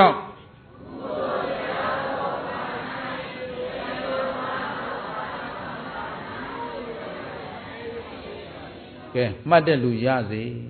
မမှတ်တဲ့လူကာမတကာဘာလို့ဆိုဒါဇတ်တိုက်နေမိုးသာလင်းသွားမယ်ညီမဲ့ပုံမပေါ်ကဲထားလိုက်သူနခဘုရားကိုပြစ်မှားတဲ့စိတ်နဲ့နေတယ်နေတော့အဲ့ဒီမှာတရက်ကြတော့ကောရခတ္တိယဆိုတဲ့ပရပိုက်ကြီးတယောက်နဲ့ဘုရားနဲ့အတူဒေသစာကြီးသွားရင်းနဲ့လမ်းမှာအဲ့ဒီပရပိုက်ကြီးနဲ့တွေ့တယ်ပရပိုက်ကြီးကကောရခတ္တိယဘယ်လိုလဲကောရဆိုတာရကောက်ရကောက်နော်အဲ့ဒါကိုရှက်ပြီးအတန်ထွက်ရင်ကောဒခတ္တိယလို့ဒီလိုထွက်တယ်ဒါပေမဲ့တကယ်ကကောရခတ္တိယအဲ့ဒီပရပိုက်ကြီးကအဝတ်မဝတ်ဘူးခွေးလိုကျင့်ဘယ်လိုကျင့်ကောရခတ္တိယဘယ်လိုကျင့်လဲခွေးလိုပဲအိတ်တယ်ခွေးလိုပဲစားတယ်အဝတ်မဝတ်ဘူးနောက်မှအမီးကြီးကိုအုံးလက်ကြီးနဲ့တက်ပြီးတော့တရမ်းရမ်းနဲ့အစာကျွေးရင်လည်းမြေပေါ်မှာချပုံကျွေးမှခွေးလိုရှာနဲ့ရက်ပြီးစားတယ်အိတ်ရင်လည်းပြာပုံပေါ်မှာအိတ်တယ်ပြာပုံပေါ်မှာတောင်ရိုးရိုးမအိတ်ဘူးခွေးအိတ်တယ်လို့အိတ်တယ်ခွေးဘယ်လိုအိတ်တယ်နော်ခွေးကကိုအိတ်တဲ့နေရာလေးမရောက်ခင်နော်အဲ့အိတ်တဲ့နေရာကို3ပတ်လောက်ပတ်လိုက်သေးတာတစ်ပတ်လောက်မကဘူးဟမ်နှစ်ပတ်3ပတ် तू ကပတ်လိုက်သေးတာအဲ့ဒီခွေးပတ်တယ်လို့ပဲ तू ပတ်ပြီးတော့ခွေးလေးကိုပဲကိုယ်လေးခွေးအိတ်ခွေးချင်းခွေးကြံကြံတယ်ပေါ့ဘာဖြစ်လဲအေးလေခွေးလိုကျင့်နေတာဟုတ်ဗျအဲ့တော့ तू ပြောရင်ဒါခွေးလိုကျင့်တယ်ခွေးလိုကြံရှင်းလားအဲ့တော့ तू ကခွေးလိုကျင့်ရင်နိဗ္ဗာန်ရောက်မယ်လို့ထင်နေတာဟုတ်ဒါကြောင့်ခုနကပြောလိုက်ပြီသမနောနတ္ထိဘာယီယေသာသနာပြင်ပမှာမက်ဖို့ရတဲ့ယဟန်ဆိုတာရှိသလားအခုခွေးလိုကျင့်လို့မက်ဖို့နိဗ္ဗာန်ရနိုင်သလားမရနိုင်ပေမဲ့ကောရခတ္တိယကြီးကအဲ့ဒါလိုကျင့်နေတာကိုအတုမရှိကိုတော်မြတ်ကြီးနောက်ကဝေယဝဆပြုနေတဲ့ဘုရားရဲ့ဆွေတော်မျိုးတော်ဖြစ်တဲ့သုဏခတ္တယဟန်ကြီးကအားကြတယ်ဗျာလာပြီသူ့မှာဘာစိတ်မရှိဘူးဆိုတာထင်ရှားတယ်ကုသိုလ်ဖြစ်ခြင်းတဲ့စိတ်မရှိဘူးပြောကုသိုလ်ဖြစ်ခြင်းတဲ့စိတ်ကလေးမရှိရာကနေဘာအဖတ်တင်လာနဲ့ဆိုတော့လမ်းမပေါ်လိုက်ချင်လားဘယ်ပေါ့ဒါလေးမှတ်ထားနော်ကိုယ်တိုင်လည်းကုသိုလ်ဖြစ်ဖို့ဆန္ဒပြင်းပြမှာဖြစ်တယ်လို့ကိုကြောင့်သူများအာကုသိုလ်ဖြစ်သွားမှာကိုလဲ အစဉ်ရှောင်ရှားဖို့လိုအပ်မလိုအပ်အဲ့တော့ကုသိုလ်ဖြစ်အောင်နေဆိုတာကိုတယောက်တည်းပြောတာလားမိမိရောသူတစ်ပါးပဲလားကိုအတွက်နဲ့သူတစ်ပါးလည်းကုသိုလ်ဖြစ်ရမယ်ကိုယ်တိုင်လည်းကုသိုလ်ဖြစ်အောင်နေရမယ်ရှင်းရလားအားလုံးသဘောပေါက်သလားကောင်းပြီကြည့်သူနဲ့ခတ်တာဘုရားနောက်ကနေလိုက်ပြီးတော့သူအကုသိုလ်တွေဖြစ်နေပြီဘောရခတ္တိယကြီးကိုသူအားကြပြီးဒါမှရှင်းတာတကယ်တော့ဒီတိုင်းကြည့်မှနိဗ္ဗာန်ရောက်မှာသူ့ကိုဘုရားကဒိဗ္ဗသောတာအဘိညာဉ်ရဖို့လမ်းမပြီးတော့သူကြံပြီကြံတာကိုဘုရားကသိတော့ဟဲ့အချီးနှီးဖြစ်သောသူနခတဲ့ဘဲကြောင့်ဒီလမ်းလွဲလိုက်နေတဲ့မှားတဲ့အကျင့်ကျင့်သူတွေနောက်ကိုသင်လိုက်ခြင်းရတယ်လေတကယ်တော့ခွေးလိုကျင့်တဲ့လူဟာသေပြီးနောက်ဘာပဲဖြစ်မယ်ခွေးအထုံပါသွားတဲ့အတွက်ခွေးပဲဖြစ်မှာပေါ့နော်ဘာကြောင့်ဒီလောက်လွဲမှားတဲ့အကျင့်တွေကိုသင်တင့်ကျင်ရတယ်လေဘုရားလက်ထက်မှာခွေးလိုကျင့်တဲ့ပုဂ္ဂိုလ်တွေရှိတယ်နွားလိုကျင့်တဲ့ပုဂ္ဂိုလ်တွေရှိတယ်နွားလိုကျင့်နွားပဲဖြစ်မယ်ခွေးလိုကျင့်ရင်ခွေးပဲဖြစ်မယ်ရှင်းသလားကောင်းပြီအဲ့တော့သင်ဟာဘာလို့လမ်းလွဲလိုက်ခြင်းရသလဲဆိုတော့သူနဲ့ခတ်တာဘာပြောတယ်မှတ်ယဟန်ကြီးဂေါရမတဲ့သင်ဟာလေတဲ့မနာလိုတဲ့စိတ်ကိုစိတ်แท้တင်တောင်မထားနိုင်တော့ဘူးခုနှုတ်ကတောင်ထုတ်ပြောလာပြီအတော်ဆိုးပါလားယုံမှာပါလားပြောပြီကျုပ်ကိုမင်းထက်တာသွားမှစိုးရိမ်နေတာမင်းကိုမင်းအနာကခါသွားမှစိုးရိမ်နေတဲ့စိတ်နဲ့အခုမင်းပြောနေတာမလားတဲ့ရှင်ကြီးဂေါရမယဟန်ကြီးဂေါရမသင်ဟာအိတ်တာမစ္စည်းအတော်များပါလားယော့နင်းသပိတ်နင်းပြန်ယူဟောဘုရားသပိတ်ပြန်ပိတ်ဘုရားလည်းဝါ20အတွင်းအဲ့လိုတော်တော်ကြုံခဲ့ရတယ်နော်နောက်ကလိုက်တဲ့ကပ္ပိယတော်တော်များများနောက်ကလိုက်ပြီးဝေယဝဆလောက်တဲ့ယဟန်တော်တော်များများတခါတလေနထသင်္ကန်းကြီးမြေကြီးပေါ်ပြစ်ချထားခဲ့တဲ့ယဟန်ရှိသေးတယ်ယော့ကိုတော့သင်္ကန်းကိုတော့ယူတော့ကျုပ်လို့အောင်မယ်ဆိုဒီလိုသွားတာဒီလက်ရှိအခုလည်းဒီတိုင်းပဲနထသင်္ကန်းနဲ့သပိတ်ကြီးကိုယော့အရှင်ဘုရားဟာအရှင်ဘုရားပြန်ယူတော့တပည့်တော်တော့ဒီမှာရှင်ဘုရားနဲ့ตาတဲ့လူနဲ့ပဲနေခဲ့တော့မယ်ဟာဘုပုဂ္ဂိုလ်ကဘယ်လိုကျင့်လဲပြီးတော့မှဘုရားရှင်ကိုရောမြတ်ကြီးကလောကမှာကုသိုလ်တရားလိုလားတဲ့စိတ်ဖြစ်ဖို့များဘာဖြစ်လဲခဲရင်လိုက်တာတဲ့သူနခတ္တရေတဲ့မင်းတတိထားกว่าအခုမင်းဆရာတင်တော့မဲ့ဂေါရခတ္တိယကြီးဟာဂေါရခတ္တိယကြီးကနောက်9ရက်နေရင်သေတော့မယ်တစ်ချက်ဘယ်ရက်နေသေမှာဂေါရခတ္တိယမင်းအခုဆရာတင်မဲ့ပုဂ္ဂိုလ်ဟာနောက်ဘယ်ရက်နေရင်သေမှာလဲ9ရက်နေရင်သေတော့မယ်တဲ့နှစ်သဘောနှင်ပြီးသေမှာကွဘယ်လိုသေမှာအဲ့ဒါနားထောင်နေတဲ့သူနခတ်ကဂေါရခတ္တိယသည်ဘုရားကအချက်4ချက်ပြောမှာတစ်က9ရက်နေရင်သိမယ်နှစ်နောက်အဲ့ဒီသူ့အလောင်းကိုပြိမ့်မြက်တွေထူတတ်တဲ့ပြိမ့်မြက်သုတ်တံမှာတင်းချိုရလိမ့်မယ်ဘယ်မှာပြိမ့်မြက်ဆိုတာသူကတကယ်တော့ဒီခွေးလိုချင်းနွားလိုချင်းကျင့်နေတဲ့ပုဂ္ဂိုလ်တွေလောကမှာကိုးကွယ်နေတဲ့လူတွေတပုံကြီးအဲ့တော့ကိုယ်ဆရာသိရင်အထွတ်အမြတ်ဖြစ်တဲ့တော်ကောင်းတွေမြုပ်တဲ့သင်္ချိုင်းမှာမြုပ်လို့ရှိတယ်ဒါပေမဲ့မဟုတ်ဘူးတဲ့အဲ့ဒီဂေါရခတ္တိယအလောင်းကိုပြိမ့်မြက်တေတော်တဲ့မြက်ပေါ်တဲ့မြက်ရိုင်းတော်မှာတင်းကြိုရလိမ့်မယ်လေးအဲ့ဒီပုဂ္ဂိုလ်ဟာပိဋ္ဌာဖြစ်ပြီးစကားပြောလိမ့်မယ်ဘာဖြစ်လဲဘယ်နှချက်ပြောလိုက်လဲ4ချက်ပြောလိုက်တော့ကိုတော့တော်တော်အိတ်တမစ္စည်းရများတယ်တဲ့သူတစ်ပါးပြည့်စည်ကြောင်းနေလျှောက်ပြောနေတယ်ကိုတော့ပကြီးညိုနိုင်တော့ဘူးဆိုပြီးတပိတ်သင်္ကအပိတိုင်ထိုးအပ်ပြီးတော့လိုက်သွားတယ်ဘယ်သူနောက်ဂေါရခတ္တိယဘယ်လိုကျင့်တဲ့ပုဂ္ဂိုလ်ခွေးလိုကျင့်တဲ့ပုဂ္ဂိုလ်နောက်ကိုသူနဲ့ခလိုက်သွားပြီးတော့သူကစိုးရိမ်ရသေးတယ်အဲ့ဒီဖျားကိုဂေါရမကိုငါတို့ပြန်ဆွဲမယ်မင်းတို့အဲ့တော့ဂေါရခတ္တိယမင်းကငါဆရာတင်ပြီးကျင့်မယ်ဒါပေမဲ့လောလောဆယ်9ရက်တော့ငါစကားနားထောင်အစားစားရင်ချင့်ချင်စားဟိုကဘလို့သိမပြောတော့ပြောလိုက်တယ်ရှင်ကြီးကောရမသဘောနဲ့သိမယ်တဲ့အေးဟုတ်ပြီနောက်ညက်ရိုင်းပေါ်တဲ့နေရာမသွားနဲ့ ဟောပါရဲ့နော်9 ရက်ကလေးစောင့်ရှောက်9 ရက်လွန်သွားရင်ငါတို့ဂေါရမကိုမှုသာဝါဒနဲ့ဆွဆွဲမယ်ဒီကိုတော့အိတ်တာမစ္စရိယအလွန်များတယ်ဟောသူတော်ကောင်းကိုသူယုံမှထင်ဘာစိတ်မရှိလို့လဲကုသိုလ်လိုလားတဲ့စိတ်ပြန်ပြော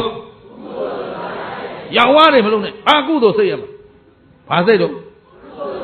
ကုသိုလ်လိုလားတဲ့စိတ်မရှိတော့သူကိုယ်တိုင်မစ္စရိယအိတ်တာမစ္စရိယတွေများပြီးတော့သူများကိုအိတ်တာမစ္စရိယဆွဆွဲတယ်ဖျားပေါ်မှာတောင်ပြန်ပြစ်မှားဖို့ကြမ်းတယ်ရှင်းတယ်နော်ကောင်းပြီအဲ့တော့9 ရက်တိုင်စောင့်ရှောက်ပေါ့လေသူ့ဆရာသူပြုစုစောင့်ရှောက်ပြီးတော့အစားမလွန်အောင်ထိမ့်သိမ့်ထားတယ်ဖြစ်ချင်တော့9 ရက်မြောက်နေ့မှာသူ့နှက်ခကလည်းအကြောင်းတစ်ခုနဲ့သူ့ဆရာနာမကတ်နိုင်သူ့ဆရာစီကိုအမြဲတမ်းကိုးကွယ်နေတဲ့ဒီခွေးလိုကျွင့်တဲ့ပုဂ္ဂိုလ်ကြီးကိုကိုးကွယ်နေတဲ့ပုဂ္ဂိုလ်တွေကလည်းရှိသေးတယ်အဲ့ဒီပုဂ္ဂိုလ်တွေကဒကာရင်းတယောက်ကသူ့ဆရာကြိုက်တတ်တဲ့ဝက်သားနတ်နဲ့ဆွမ်းလာကတ်သူတို့ဆုံးပေါ့လေအမှန်တော့ထမင်းလာကြွေးတာပေါ့နော်ဒါပေမဲ့သူတို့ကသူတို့ကိုးကွယ်နေတာဆိုတော့ဒီခွေးလိုကျင့်တဲ့ပုဂ္ဂိုလ်ကြီးကိုလာပြီးတော့လှူဒန်းတယ်ဆက်ကတ်ဒီတော့ဂေါရခတ္တိယဘာစဉ်းစားလဲဆိုတော့ဂေါရမစကားဟာလွဲခဲ့တယ်ဟောကြည်သားဗါလဲမြတ်စွာဘုရားရှင်ရဲ့စကားဟာကြည်သားသူတို့မသိဘူးလားသိသလားသိရသားနဲ့ကုသိုလ်စိတ်မရှိဘုရားရှင်ပေါ်မှာကြည်ညိုတဲ့တရားတရားမရှိပြိုင်ဘက်ရယ်လို့လုပ်နေတော့မတန်မရာမှန်းနေကြတဲ့အတွက်အခုယုံကြည်ချက်ရှိပါတော့လဲပဲသူတို့လမ်းမှန်ကိုလိုက်နိုင်သလား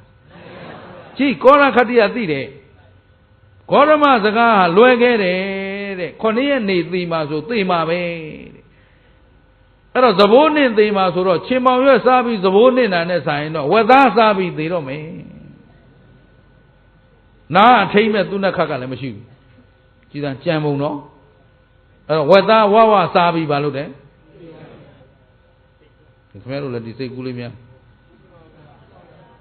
မဟုတ်လည်းသိမဲ့လူတော့ဝဝစားသေးတာကောင်းပါလေ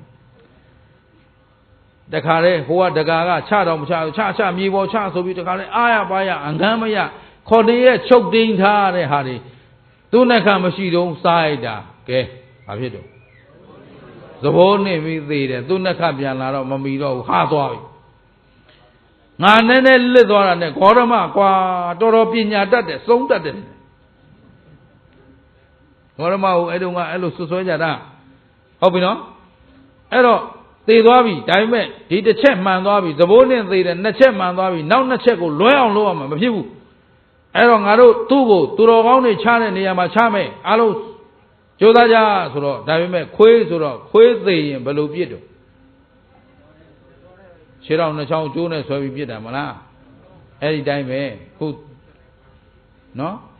ကောရခတ္တိယကြီးကိုခြေတော်2 ချောင်းကနေကျိုးနဲ့ဆွဲပြီးတော့တုတ်တန်ဆွဲထုတ်သွားတယ်အဲစဉ်းစားတာကြည့်ခွေးလိုကျင့်တော့ဘယ်လိုသေးရခွေးလိုသေးပြီးချတော့လဲခွေးလိုပဲချမှာပဲတရွတ်တိုက်ဆွဲသွားတော့ဘုရားရှင်ကိုတော်မြတ်ကြီးပြောတဲ့အတိုင်းပဲအဲ့ဒီကောရခတ္တိယကြီးကပြိမ့်မြတ်တော်ဆိုတာကြီးကိုစွဲပြီးသေးတော့အဲ့ဒီပြိမ့်မြတ်တော်မှာပိဋ္ဌာဖြစ်နေပြိမ့်မြတ်တော်မှာဘာဖြစ်နေတော့ပိဋ္ဌာဖြစ်နေတဲ့ပိဋ္ဌာကြီးကသူ့အလောင်းကြီးဆွဲနေတာတွေ့တော့သူ့အလောင်းကိုသူ့နေရာရောက်အောင်သူကမျက်စိလဲအောင်လူတွေလှည့်သားပြီးခေါ်ရတော့ဆွဲရင်တဲ့မထင်မှဖဲပဲရောက်သွားပြိမ့်မြတ်တော်ကြီးတဲ့ရောက်သွားတယ်ပိမ့်မြတ်တော်ရှင်းတယ်နော်ပိမ့်ပင်တွေပေါက်နေတဲ့မြက်ရိုင်းတော်ကြီးတဲ့ရောက်သွားတော့အဲ့ဒီမှာသူ့နှက်ခသတိရလာတယ်ကြည့်တယ်ဟေးငါတို့ဘယ်ရောက်နေပြီလို့ဆိုတော့ဘယ်ထဲရောက်နေဒီဂေါရမစကားကိုဘယ်ဟာမှငါတို့လွန်ဆန်လို့မရဘူး3 ချက်မှန်သွားပြီကွာမဖြစ်ဘူးကွာငါတို့အမှန်မခံနိုင်ဘူးဒီထဲတော့မသိကြနိုင်ဘူးပြန်ထုတ်ခြေထောက်ကနေကင်ပြီးတော့ဆွဲတာပိဋ္ဌာကဝင်စီးထားတော့ဒီအလောင်းဆွဲလို့ဆွဲထုတ်ခြေထောက်တွေပါတွေပြုတ်ပြက်ထွက်ပေါ့ဗျာဟမ်ဘောပါလားဖះစကားလွဲချော်ရိုးထုံးစံရှိအဲ့တော့ပြန်ထုတ်လို့အဲ့တော့အားလုံးကလည်းလက်မှန်ချိုက်ထားလိုက်ပါတော့သေပြီးမှတော့မထူးတော့ပါဘူးပြစ်လိုက်ပါတော့သူ့နှက်ခရဲ့ဘာညာနဲ့ဝိုင်းပေါ့ကျုပ်တို့ကတပည့်ရင်းနေပါမင်းအခုမှတပည့်ခန္ဓာ9 ရက်ရှိပါသေးတယ်ကဲတော့ဒီတော့သူဒီနာနေကြဒီတိုင်းထားဆိုတော့ မဖြစ်ဘူးဒါဆိုရင်တော့ငါပိဋ္ဌာဖြစ်မဖြစ်သက်သေထူအောင်မှပဲဆိုပြီးတော့သူနဲ့ခတ်ကကောရခတ္တိယအလောင်းကြီးကိုကောင်းကြီးကိုပုတ်ပြီးတော့ဟဲ့ကောင်မင်းပါဖြစ်နေလဲငါပြောစမ်းမေးလိုက်တော့အလောင်းကောင်ကြီးကတခါတည်းပိဋ္ဌာဝင်စည်းတဲ့ပြီးဇတ်ဆုံငုတ်တုတ်ထတိုင်းဟုတ်ပြီနော်ငုတ်တုတ်ထတိုင်းပြီးသူနဲ့ခတ်ရေတဲ့မင်းငါတော့မှားပြီကွာငါအခုဘာဖြစ်နေတော့ပိဋ္ဌာဖြစ်နေတယ်ဟေးဟောဒီထဲမှာအဲ့ဒီအလောင်းမှာငါစီးပြောနေတာငါကောရခတ္တိယပဲကွာလို့ပြောပြီးတော့မှဘုံဆိုပြန်ကြပါရှင်းမလားအဲ့တော့ဒီကောရခတ္တိယကြီးသည်ဖရာရဲ့ဂုဏ်ကျေးဇူးကို तू သိမသိသိတယ်ဖရာစကားမမားဘူးမချော်ဘူးမှန်တယ်ဆိုတာသိတယ်သိပေမဲ့ဒါမှသူ့မှာဘာစိတ်မရှိဘူးလို့ကုသိုလ်ဖြစ်ခြင်းနဲ့စိတ်မရှိတော့ကိုယ်ယူဆအမှားကြီးကိုမှားမှန်သိရတဲ့နဲ့ဆုတ်ကင်ထားရှင်းတယ်နော်နောက်တစ်ခါသူနဲ့ခတ္တဘသူနားမှာနေတာလဲဖရာနားမှာနေတာဘသူနားမှာနေတာဖရာနားမှာနေတော့ဖရာပွင့်တဲ့အခါနဲ့ तू ကြုံမကြုံတခါဘုရားရှင်ရဲ့တရားကိုတက်ရိုက်နာကြားနေရတဲ့အတွက်တရားနာခွင့်လည်းရမရသိကြတယ်နော်တရားနာခွင့်လည်းရတယ်နောက်ဘုရားအနားမှာယဟန္တာပုဂ္ဂိုလ်တွေများစွာမရှိဘူးလားဒါဖြင့် तू အရိယာတွေနဲ့အတူမနေရဘူးလားနေရရင်ဓမ္မ၃ချက်ကောမပြည့်စုံဘူးလားဒါဖြင့်မျက်စိနာရောမကောင်းဘူးလားဆွမ်းအားနာမကြောက်ဖြစ်နေသလားမဖြစ်ဘူးအချက်၅ချက်ပြည့်စုံပြီမဲ့သူ့မှာဘာစိတ်ကလေးမရှိတာလဲကုသိုလ်ဖြစ်ခြင်းနဲ့စိတ်ကုသိုလ်လိုခြင်းနဲ့စိတ်ဒါလေးမရှိတော့ဘု து ပြစ်မှားကျင်သလားဘုရားပြစ်မှားတော့ဒီပုဂ္ဂိုလ်ကြီးစီကောင်းရာသုခတိလာဖို့တော့မရှိဘူးအဲ့တော့စာမှာတော့ဘယ်ရောက်သွားတယ်လို့တော့မသိမပါဘူးဟိုဒီကျွန်းများရောက်နေသလားတော့မသိဟမ်သဘောပါသလားကောရခတ္တိယကြီးလည်းပြိတ္တာဖြစ်သွားတယ်မြတ်တော်ထဲမှာနော်အဲ့မြတ်တော်ကဘယ်နာလဲမသိဘူးကော့စမွေများဖြစ်နေမလားရှင်းရလားဟိအဲ့တော့ဘာစိတ်အရေးကြီးလဲကုသိုလ်ဖြစ်ခြင်းနဲ့စိတ်ဒီစိတ်ကလေးမရှိရင်ဒီသာသနာနဲ့တွေ့ရကြမနှံ့တော့ဒါကြောင့်မို့ဘာဖြစ်အောင်နေကြမအဲ့တော့သူများဝေပါရင်ကုသိုလ်ဖြစ်မလားအကုသိုလ်ဖြစ်မလားဘု து ကိုဝေပါမလားကိုယ်ကိုဝေပါရင်သတိထားဝရိယဆိုင်ပညာနဲ့ကြည့်ဘာနဲ့ကြည့်မယ်သတိထားဝရိယဆိုင်ပညာနဲ့ကြည့်လောကမှာရခဲ့တဲ့တရားဘာနှစ်ပါး6ပါးဒီနေ့ဘုရားဟောတာရခဲ့တဲ့တရားဘာနှစ်ပါးဘုရားရှင်ကိုယ်တော်မြတ်ကြီးဟောလိုက်တဲ့တရား1ဘုရားပွင့်ဖို့ရဟုတ်ပြီ2ဘုရားတရားတော်ကိုဟောတတ်တဲ့ပုဂ္ဂိုလ်နဲ့တွေ့ဖို့ရဟုတ်ပြီ3အရိယာဖြစ်တဲ့အရတ်မှာအရိယာတို့ရှိရာအရတ်မှာလူပြန်ဖြစ်ဖို့ရမထန်တော်ခင်ဗျားတို့ဒီဘဝသေလို့နောက်ဘဝသာသနာနဲ့တွေ့ဖို့ဆိုတာလွယ်သလားနောက်ဘဝလူပြန်ဖြစ်လို့ကောဒီသာသနာနဲ့တွေ့နိုင်ပါဦးမလားဒါဖြင့်နောက်ဘဝအာကိုရမလားအခုအချိန်အကောင်းဆုံးဖြစ်အောင်လုပ်အောင်အဲ့တော့အရိယာတို့ရှိတဲ့အရာမှာလူပြန်ဖြစ်ဖို့ရလဲခဲရင်တယ်နောက်မျက်စိနားနာကိုယ်ရင်ကမချွတ်တဲ့သူဖြစ်ဖို့ရလဲခဲရင်တယ်အခုခင်ဗျားတို့မျက်စိနားနာအကုန်ပြည့်စုံမှုရှိမရှိနောက်ဆွမ်းအားနာမကြသူဖြစ်ဖို့ရမဖြစ်ဖို့ရလဲအခုကတော့အိန္ဒိယနိုင်ငံဖျားဘူးသွားတဲ့အခါအဲ့ဒါမျိုးတွေအများကြီးတွေ့ရတယ်နော်ဘိုလီယိုယောဂဆွဲကနေတဲ့ပုဂ္ဂိုလ်တွေဆွမ်းအားနာမကြဖြစ်နေတဲ့ပုဂ္ဂိုလ်တွေမတန်မဆွမ်းနေအိုးအများကြီးဒီလိုပုဂ္ဂိုလ်မျိုးတွေတရားတွေရနိုင်သေးလားရှင်းသလားဆွမ်းအားနာမကြပုဂ္ဂိုလ်တရားသွားဟောလို့ဖြစ်မလားကျင်ရတယ်နော်ကဲကောင်းပြီအဲ့တော့အခုခင်ဗျားတို့မှာဒီရခဲ့တဲ့တရား၅ပါးနဲ့စုံမစုံဒါဖြင့်ဘယ်တစ်ခုပဲလို့ကုသိုလ်ဖြစ်ခြင်းနဲ့စိတ်အမြဲကုသိုလ်ရခြင်းနဲ့စိတ်နဲ့ပဲနေပါရှင်းရလားအဲ့တော့သူတော်ကောင်းတို့သည်သာသနာဘာသာလားသာသနာတွင်သားလားဒါဖြင့်သာသနာတွင်သားပြီအမြဲပါစိတ်နဲ့နေမယ်အာကုသိုလ်ဖြစ်မှာဟုတ်ကြောက်ရမယ်အာကုသိုလ်ဖြစ်မှာဟုတ်အာကုသိုလ်ဖြစ်မှာမကြောက်သေးသေး၍ကုသိုလ်ဖြစ်ခြင်းစိတ်လဲရှင်းသလားကုသိုလ်တော်တို့မှာကုသိုလ်ရဲ့ဘယ်နှမျိုးရှိတော့ကုသိုလ်ဖြစ်ရင်အာကုသိုလ်မဖြစ်ဘူးအာကုသိုလ်ဖြစ်နေရင်တစ်ကြိမ်မှာဘယ်နှစိတ်တစ်ကြိမ်မှာဘယ်နှစိတ်အလုံးနားထောင်စမ်းမှာတစ်ကြိမ်မှာဘယ်နှစိတ်အဲ့ဒီစိတ်ကလေးတစ်စိတ်ကကုသိုလ်စိတ်ဖြစ်နေရင်ကုသိုလ်စိတ်မှမဖြစ်ဘူးဆိုရင် ကျေနပ်သလား true or false အမှားနဲ့အမှန်နှစ်လမ်းပဲရှိတယ်ကုသိုလ်ဖြစ်အောင်အားထုတ်မနေရင်သူတော်ကောင်းတို့စိတ်မှာအမြဲတမ်းကိန်းနေတဲ့တရားကလောဘဒေါသမောဟအဲ့ဒါကမွေးရပါတရားတွေအဲ့ဒါကိုကျေးဇူးရှင်လေဒီဆရာတော်ဘုရားကြီးကဘယ်လိုများပြောလိုက်တဲ့ဆိုဗဂတိဇာတိစိတ်ပြောဗဂတိမွေးရပါစိတ်ကလောဘနဲ့နေတယ်ဒေါသနဲ့နေတယ်မောဟနဲ့နေတယ်လောဘကိုအလောဘဖြစ်အောင်လုပ်နိုင်မှကုသိုလ်ပြောလောဘကိုအလောဘဖြစ်နိုင်မှခုခင်ဗျားတို့ကုသိုလ်အကုသိုလ်ကိုကွဲသလားကုသိုလ်ဆိုတာဘာလဲ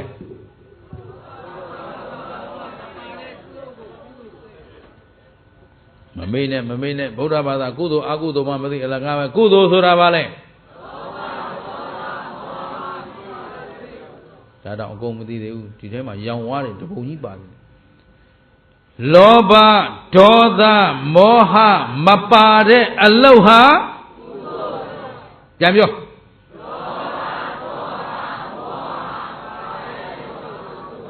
ဟုတ်ပြီဒါဖြင့်အကုသိုလ်ဆိုတာ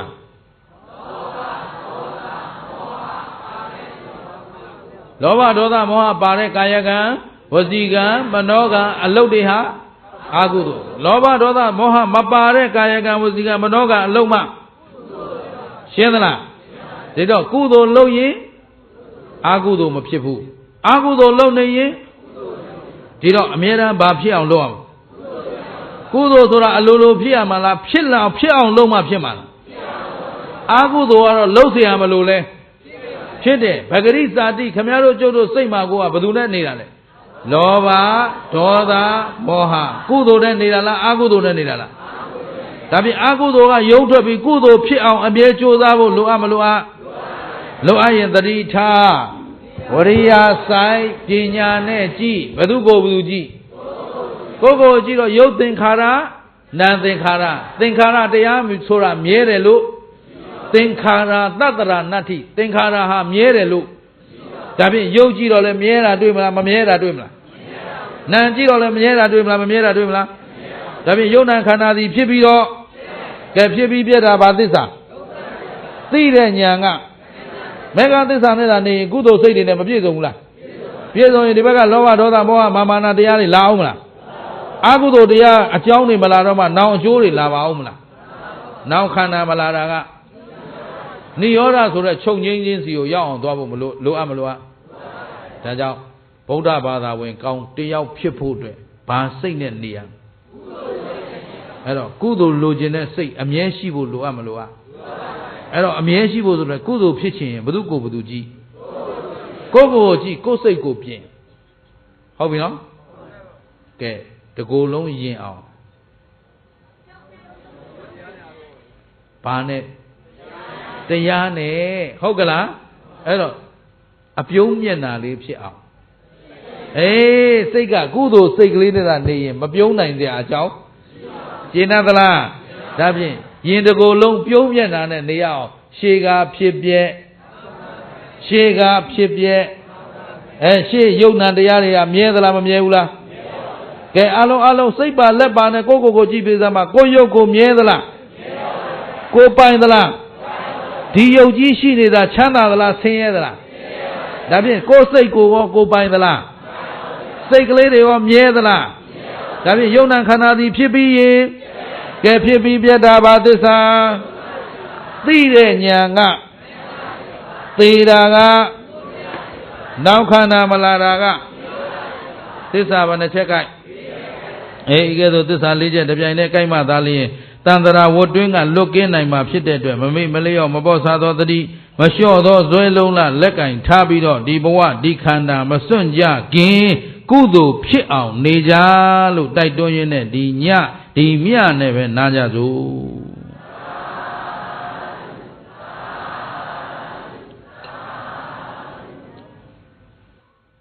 အလုံးအာယုံပြုလိုက်ဆိုပါအရှင်ဘုရားတပည့်တော်မတို့သည်သန္တရာဝတ်ဆင်းရဲဒုက္ခအပေါင်းမှကျွတ်လွတ်လို၍တပည့်တော်တို့ဤလက်၌ရှိသောလူပွဲဝတ္ထု အစုစုကိုသာသနာတော်အားအထောက်အပံ့လူတန်းပါ၏အရှင်ဘုရားဤကောင်းမှုသည်ဒုက္ခခတ်သိမ်းကင်းငြိမ်းရာအမှန်မြတ်နိဗ္ဗာန်ကိုရကြောင်းအထောက်အပံ့ဖြစ်ပါစေသာအရှင်မြတ်ဘုရားနိဗ္ဗာနတပစ္စယောဟောတုတေသာဓုသာဓုသာဓုကဲအားလုံးရေသက်ချအမြဝေမှာဖြစ်ပါတယ်မိမိတို့ပြုသမျှကုသိုလ်ကောင်းမှုကိုဒီကျွန်းပေါ်မှာရောက်ရှိနေကြတဲ့ဆွေဟောင်းမျိုးဟောင်းမိဟောင်းဖဟောင်းဘိုးဟောင်းဘွားဟောင်းများအစထား၍32ပုံကျင်လည်ကြသောတတ္တဝါအပေါင်းတို့အားကုသိုလ်အမြပေးဝေညရအောင်တရားပွဲမှာကုညီစောင့်ရှောက်ပေးတဲ့မိုးနတ်မင်းလေနတ်မင်းကစ၍ဘိုးတော်တရားမှာစသမာဓိဝနှကောင်းနှမြများပါမကြမ်းအမြမေတ္တာများပေးဝေကြမှာဖြစ်ပါတယ်အဲ့တော့ကုသိုလ်ကောင်းမှုဝေတော့မှာဖြစ်တဲ့အတွက်အားလုံးအာယုံစိုက်ပြီးဖြည့်ပေးပါပြန့်လွင့်နေတဲ့စိတ်ကိုစုပေးပါကုသိုလ်ဝေမှာဖြစ်တဲ့အတွက်ကုသိုလ်ကိုစစ်ဆေးကြရပါမယ်သူတော်ကောင်းတို့မှာပြုလုပ်ထားတဲ့ဒါနကုသိုလ်ရှိသလားဒါနကုသိုလ်ဆိုတာအခုလှူတဲ့ဝတ္ထုအလူငွေတွေမဟုတ်ပါဘူးအဲ့တော့အလူငွေတွေကပစ္စယဒါနပစ္စည်းအလူခေါ်ပါတယ်အခုတရားပွဲမှာညညတိုင်တိုင်သူတော်ကောင်းတို့အားလုံးတက်တက်ကြွကြွကြိုးကြိုးစားစားနဲ့လာရောက်ပြီးတော့တရားပွဲအစအလယ်ဆုံးသုံးပါလုံးကောင်းစွာနာကြားကြတာဟာဓမ္မတဝနာကုသိုလ်လို့ခေါ်ပါတယ်အဲ့ဒါဓမ္မဒါနဒါနတကဒါနထဲမှာဘယ်ဒါနအမြတ်ဆုံးလဲနောက်ကိုလူစရာမရှိလို့တန်းစရာမရှိလို့တရားမနာပြဘူးဆိုတာမရှိစေနဲ့တရားနာခြင်းကုသိုလ်ကိုကနှိုင်းဆမရတဲ့ကုသိုလ်တွေဖြစ်နေပြီဒါကြောင့်အားလုံးအာယုပြုပါသူတော်ကောင်းတို့မှာဒါနကုသိုလ်ရှိသလားသီလကုသိုလ်ရောဟုတ်ပြီဘာဝနာကုသိုလ်ရောကဲအဲ့ဒီကုသိုလ်ကောင်းမှုတွေကိုတဦးတယောက်တမိသားစုတွေသုံးဆောင်ခံစားရင်ကောင်းမလားအများအတွက်ဝေငှရင်ကောင်းမလားဗုဒ္ဓရဲ့လမ်းစဉ်ဗုဒ္ဓ၏လမ်းညွှန်မှုတွေသည်တတ္တဝါအများကိုကယ်တင်နိုင်တဲ့အလုပ်တွေဖြစ်ပါတယ်တကိုယ်စားကောင်းစားရေးမဟုတ်ပါဘူးတတ္တဝါအများကောင်းစားရေးကိုရွတ်ဆောင်နိုင်တယ်ဆိုတာတို့သက်သေပြုရင်းနဲ့အမြဝေကြစို့ကဲလိုက်စို့အားလုံးရေသက်ချရင်ဆိုမယ်အရှင်ဘုရားတပည့်တော်မတို့သည်ယနေ့ယခုလူတန်းရသောဒါနကုသိုလ်စောင့်တည်ရသောသီလကုသိုလ်ပွားများရသောဘာဝနာကုသိုလ်ကောင်းမှုအစုစုသည်ခန္ဓာဝတ်မှကျွတ်လွတ်လို၍သာသနာတော်အားထောက်ပံ့သောအဖြစ်ပြုလုပ်ကြပါကုန်၏အရှင်ဘုရားယနေ့ယခုပြုလုပ်အပ်သောကောင်းမှုအစုစုတို့၏အဖို့ဘာကကိုအထူးအားဖြင့်မိခင်ဖခင်ကျေးဇူးရှင်တို့အား၎င်းဆရာသခင်ကျေးဇူးရှင်တို့အား၎င်းဤတရားပွဲသို့ကြွရောက်လာသောတရားနာပရိသတ်တို့အား၎င်းလူဒန်းကြသောအလူရှင်တို့အား၎င်းဝေယဝဆဆောင်ရွက်ကြသောကုသိုလ်ရှင်တို့အား၎င်းတပည့်တော်တို့ဤကောင်းမှုအဖို့ကိုမျှော်လင့်တောင်းတစောင့်စားလျက်ရှိသောဘဝအဆက်ဆက်တော်စခဲ့ကြသောဘိုးဟောင်းဘွားဟောင်းမိဟောင်းဖဟောင်းဆွေမျိုးမိတ်ဆွေတို့နှင့်ကိုယ်ဆောင်နှံ့အိမ်ဆောင်နှံ့ရက်ွက်ဆောင်နှံ့မြို့နယ်ဆောင်နှံ့ဖျားဝိုင်းဆောင်နှံ့ကျွန်းဆောင်နှံ့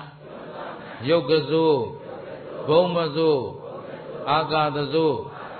သမာဓိဝနတ်မြတ်နတ်ကောင်းနတ်ပေါင်းတို့အား၎င်းသာသနာတော်အားစောင့်ရှောက်ကုန်သောသံဃာတော်အရှင်မြတ်များနှင့်တကွလူနတ်များစွာတတ္တဝါတို့အား၎င်းနတ်တို့သနင်းတရားမင်းအား၎င်းငရဲတို့သနင်းယမမင်းအား၎င်း 32ပုံ၌ကျင်လီကျက်စားကြေးလွှားကြကုန်သောဝိနေယဒုက္ခိတဒုက္ခိတတတ္တဝအပေါင်းတို့အားကုသိုလ်အမြတ်ပေးဝေငှပါကုန်၏ထိုတတ္တဝအပေါင်းတို့သည်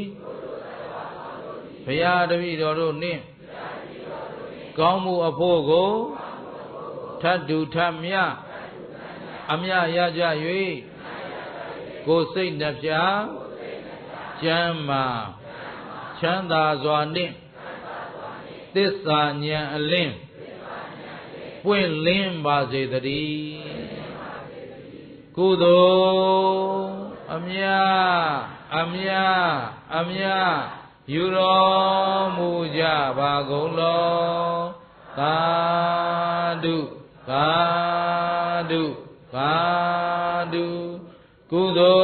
လ်အမြယူတော်မူကြပါကုန်လောသာဓုသာဓုသာဓုကုသိုလ်အမြယူတော်မူကြပါကုန်လောသာဓုသာဓုသာဓု